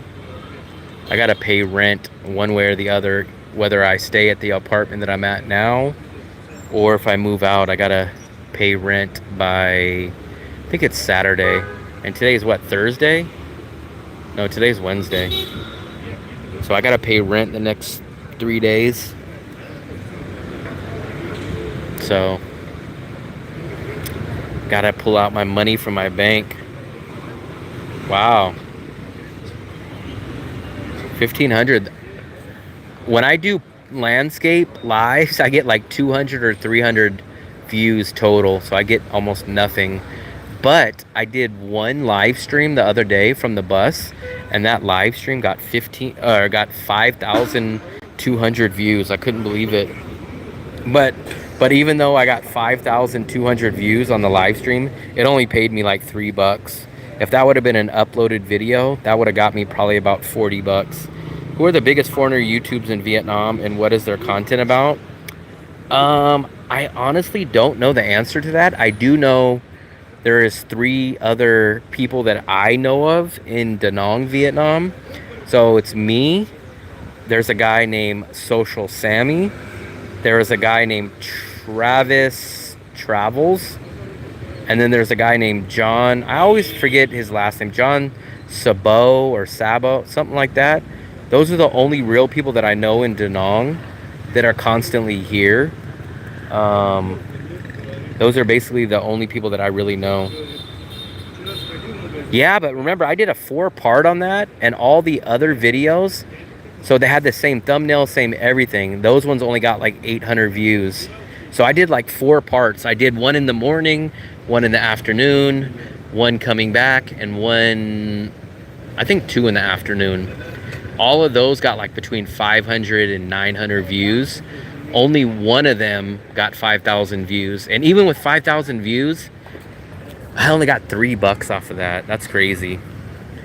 If I would have got 5,000 views on an uploaded video, it literally would have made me probably $30 that one day. But instead, it made me 10 times less. It made me $3. Spinners? I don't know what spinners are. You need to do spinners for shorts? I don't know what a spinner is. And shorts I give up. Like, first of all, you have to shoot in portrait mode. I hate portrait mode. I have a look. I'm supposed to shoot a quality video in this shaky phone. No, I haven't. I don't know if you've seen that on my YouTube channel, but it's crazy because they did put a new ATM out there. I normally go to the regular one, and then I seen literally connected to that ATM, they have a new ATM right there. Actually, what I'm gonna do is ask this if they sell. I wanted to find out if they sell these SIM cards here. I don't think they do, but if they do, I guess I really don't have to go that far next time. Let's see if they sell this. Shen Chao, do you sell Vinaphone here or no? No Vinaphone? Có. Dạ. Nhưng mà mua trên đi đường trời hay là mua cái card đó? You don't have here though? No? No. No. Okay. Okay. Come on. So they don't have it here. So I think my closest place is the place that I go to. Did you try the new chat girls, scooters, hookers? You know what? You don't see those kind of women out here. I don't know if it's just Da Nang or maybe it's not this area, but you don't see women like that out here. All the women that I see are with families or with a husband. But it's definitely not the Ho Chi Minh style. Like, you don't see women out like that. It's rare that I see local Vietnamese women by themselves. And if they do, they're always covered up. They have the whole full look. The guy's using that ATM to the guy that asked about the new ATM. Oh no, he's not using that one. But this is the one that I usually use. But they just, I don't know why, they just put this other one up there. Sacom. This is the one I normally use. But now they just put this in. I like that they put a light up there. This one doesn't have a light. So I have no clue why they literally put that one there, but I guess they're trying to take the business of the other one. Did you try the new ATM? Go to malls and parks. I've been to parks and I've been to malls, but I've never seen those women. Never. Maybe I just don't notice them, but I went to the Lot Mall. I just made a video about the Lot Mall last week. Didn't see anyone outside the Lot Mall. I did see a scooter accident though, but I didn't see any women outside the mall.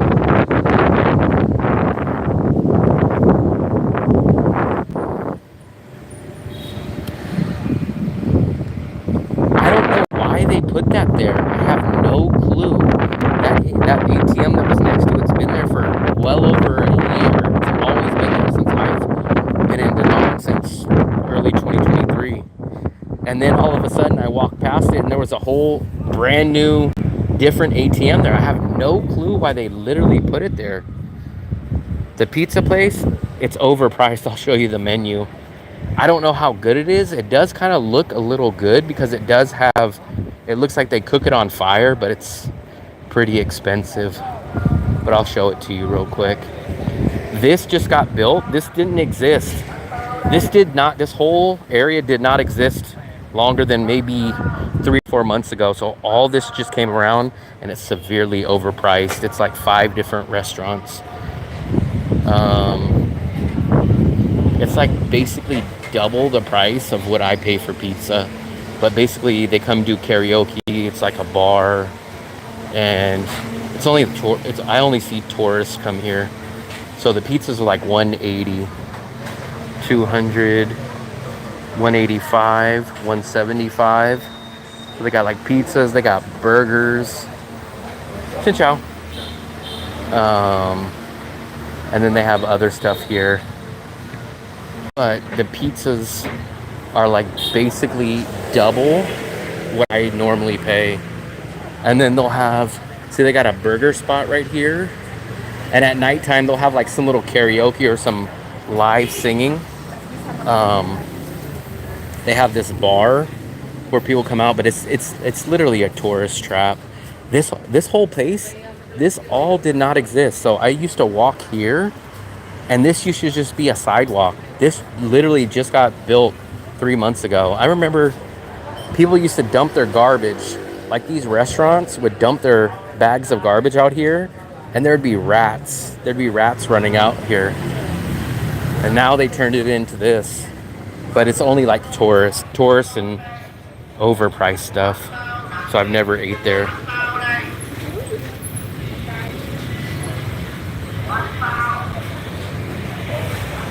But it does look like they cook them. What I do like is that they do cook it in this wood oven, it looks like. So I do got to give them that. That is nice. And it does smell good. So I don't know how good it is, but the only thing I can say is that it is a little expensive, but I can't say how good it actually tastes. But there's actually a new restaurant on this block that just popped up. There's this one. So there's about 3 new businesses that I've seen here since I've been here the past year and a half. So this used to be Wow Chicken. This used to be like a Korean fried chicken place. But then they shut down and turned it into a pharmacy.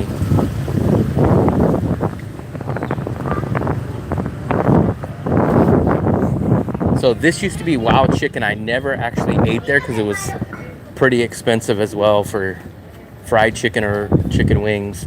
And now we have about 6 pharmacies within about a 5-minute walk. There's a pharmacy here. There's a pharmacy behind this gray building. There's a pharmacy right where that building is. And then there's a pharmacy where this building is. and then another pharmacy down there. So there's at least 5 pharmacies that I personally know of, all within a 5-minute walk. I have no clue why there's so many pharmacies.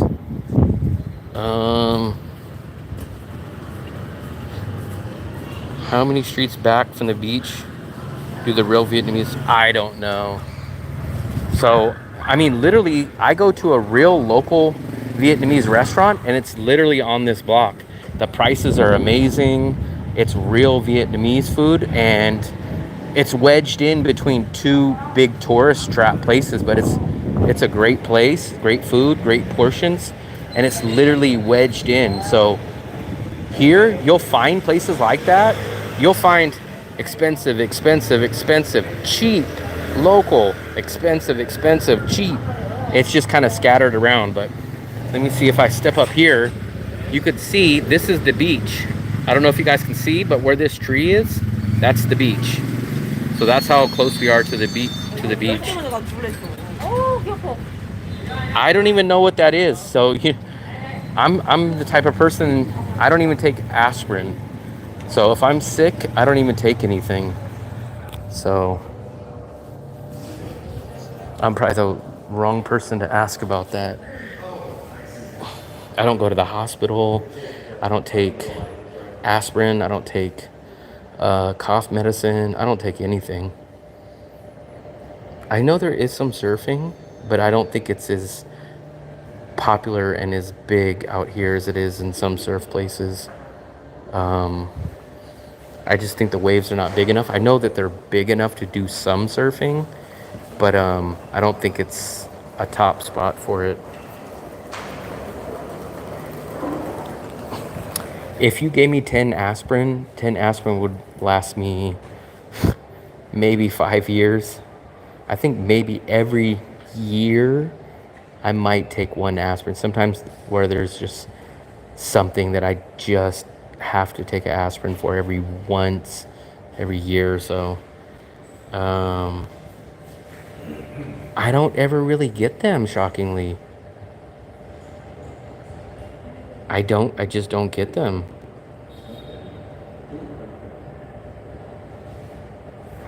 And when I do, so let's say like the only thing I ever would need a aspirin for would be a headache, because I don't drink alcohol, so I'd never get hangovers.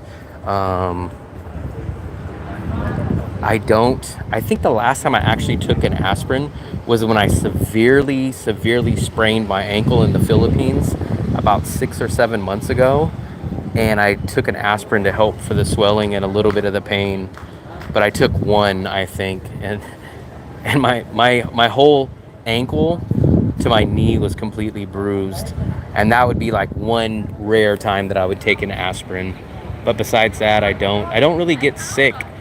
And if I had a headache, what I would just do is I would just take a nap and try to sleep it off.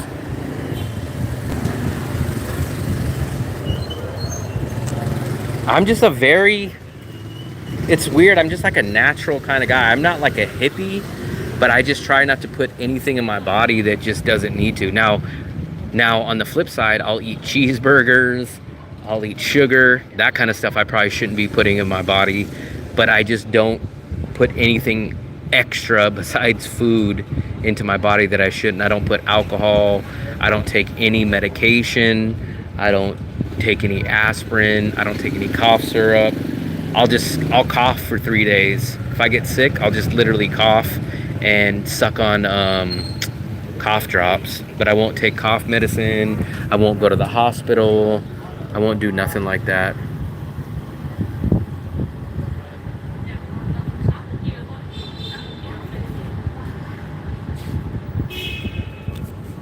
The one medication that I remember, man, so I think it was probably 2018.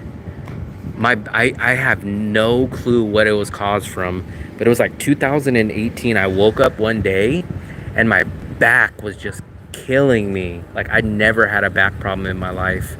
My back was killing me, and it was so intense that like my chest, it was so hard for me to breathe. So my back was hurting, but my chest was like feeling like someone was stepping on it. And I just couldn't get rid of the back pain. Like, even if I laid down, it wouldn't go away. If I stood up, it wouldn't go away. I had to go to the hospital, and what they did is they gave me this shot. I can't remember the name of the shot, but supposedly it was something strong, man. It was strong. It was like, I don't think it was a pill. I'm almost positive they gave me a pill and they gave me a shot. And as soon as they gave me that shot, man, within about, no joke, maybe 20 seconds, I felt like I was floating in a cloud. I've never felt that relaxed. It was like one of the best feelings I've ever felt in my life. But I don't remember what it was. And I was like, they gave me like a whole bottle, and they were like, oh yeah, so this is the stuff that we gave you. And I threw that bottle away, because I was like, if I take this stuff, man, I'll get addicted to it. So I never took it. They were like, oh, maybe there was like 20 pills or something in there. And I told myself, I was like, if I take this, I'll have to end up loving it and taking it. So I just threw the whole bottle away. But it was something hard. I can't remember the name. It started with like a D, and it was like a weird name. I can't remember what the name was, but it started with a D, and it was like some weird pronouncing name. I keep wanting to say it was like called like David or something like that, but it's not David. It was like something with a D though.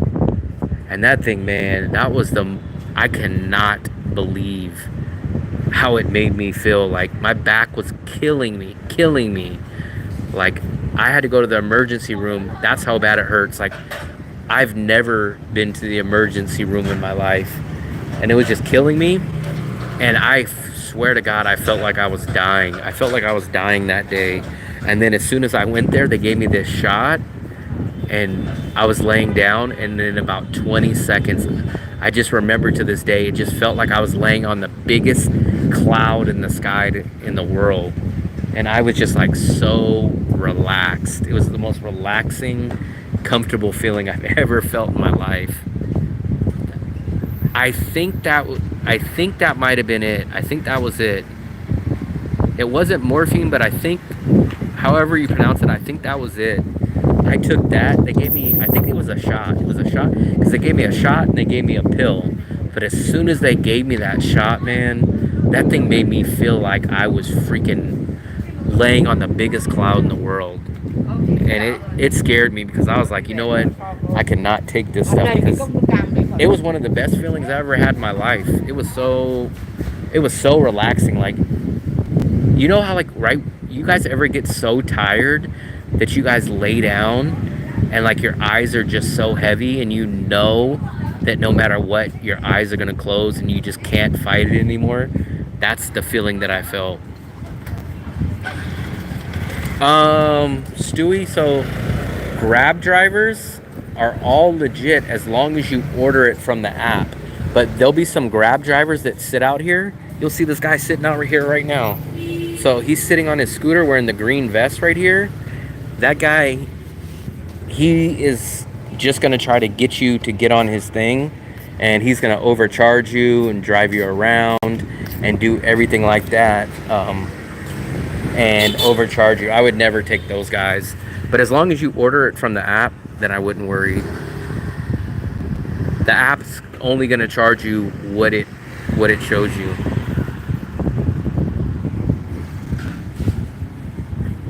Yeah, use the app. Not only, here's the reason why I tell people to use the app. The app's always going to give you a set price. Plus, I've had this happen to me before. I've dropped my passport into a Grab when I got out. And guess what? If you have a guy like that that's not on the app, you're never going to be able to contact him. But at least if you order it from the app, you can contact the app and say, hey, you know what? I dropped my passport in one of your cars. They're going to be able to look back on your app and say, oh, John Smith was the guy that picked you up. Let's contact him. But guess what? You do it from a guy like this, you're never finding him ever again.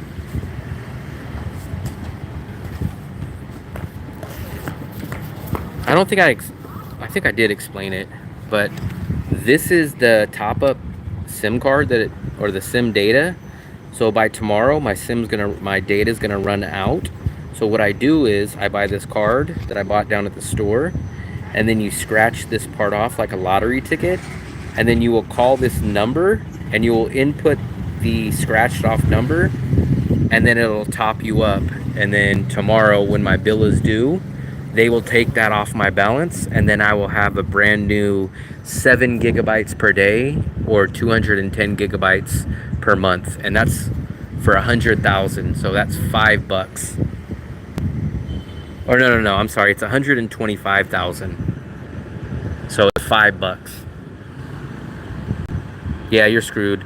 There's literally no reason to take a non-app Grab driver. The only reason you would ever take a non-app Grab driver is if you were in such a rush that you couldn't wait and you just knew you were gonna get ripped off. Like if you were just like, hey, I have to go to the hospital, like I'm dying, like maybe that situation. Or if you had to be somewhere and you knew the Grab driver wasn't going to be there and you just knew that you had to get there on time no matter what, then you take a guy like that. But if you do not have to be somewhere important on time, then I would never even think about it.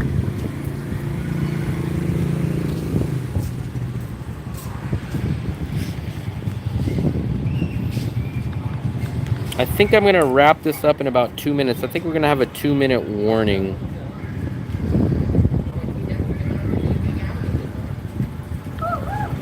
I hope whoever hasn't subscribed to me already, I hope you guys go and subscribe to me. I don't know if can you guys see a subscribe button on your end? Like, is there a subscribe button when I do lives, or do they have to actually go to my channel outside of this, or is there actually a subscribe button that you guys can see? If there is a subscribe button that you guys can see, please hit that. And also, if you guys have not, please go and watch. Oh, there is a subscribe button. Okay, perfect, awesome. I didn't know if there was or not. If you guys can see that subscribe button, please hit that.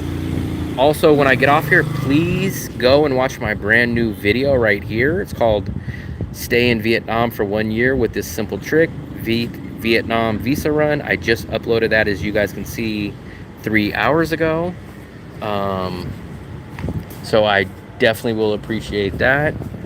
I might go live again later on tonight when I go get dinner. I definitely got to go charge my phone. I didn't have my power bank with me, and I'm only down to like 30%. So what I'll probably do is go upstairs. I will go charge my phone. I'll go relax for a little bit. And then I guess I'll go to dinner. What time is it now? 5 o'clock now. So I'll probably go to dinner in about 2 hours. 2 or 3 hours. I'll go to dinner at 7 or 8. And what I'll probably do is I might do another live. So if you guys have time, double tap to like. So if you guys have time, or you guys want to check out my live later, I'll probably do a live during dinner. I've already done a live down at Bikini Bottoms. I've done a live at the local Vietnamese restaurant. I wonder if I should go to the pork chop place. But I do appreciate everybody that came in. I appreciate you guys. If you guys subscribed, please go watch that new uploaded video that I just put out, and check back in about 2 or 3 hours. I'll probably do another live when I go eat lunch or go eat dinner. So I appreciate it, guys. I'll check you guys out later. Once again, enjoy your night, enjoy your day, and happy travels.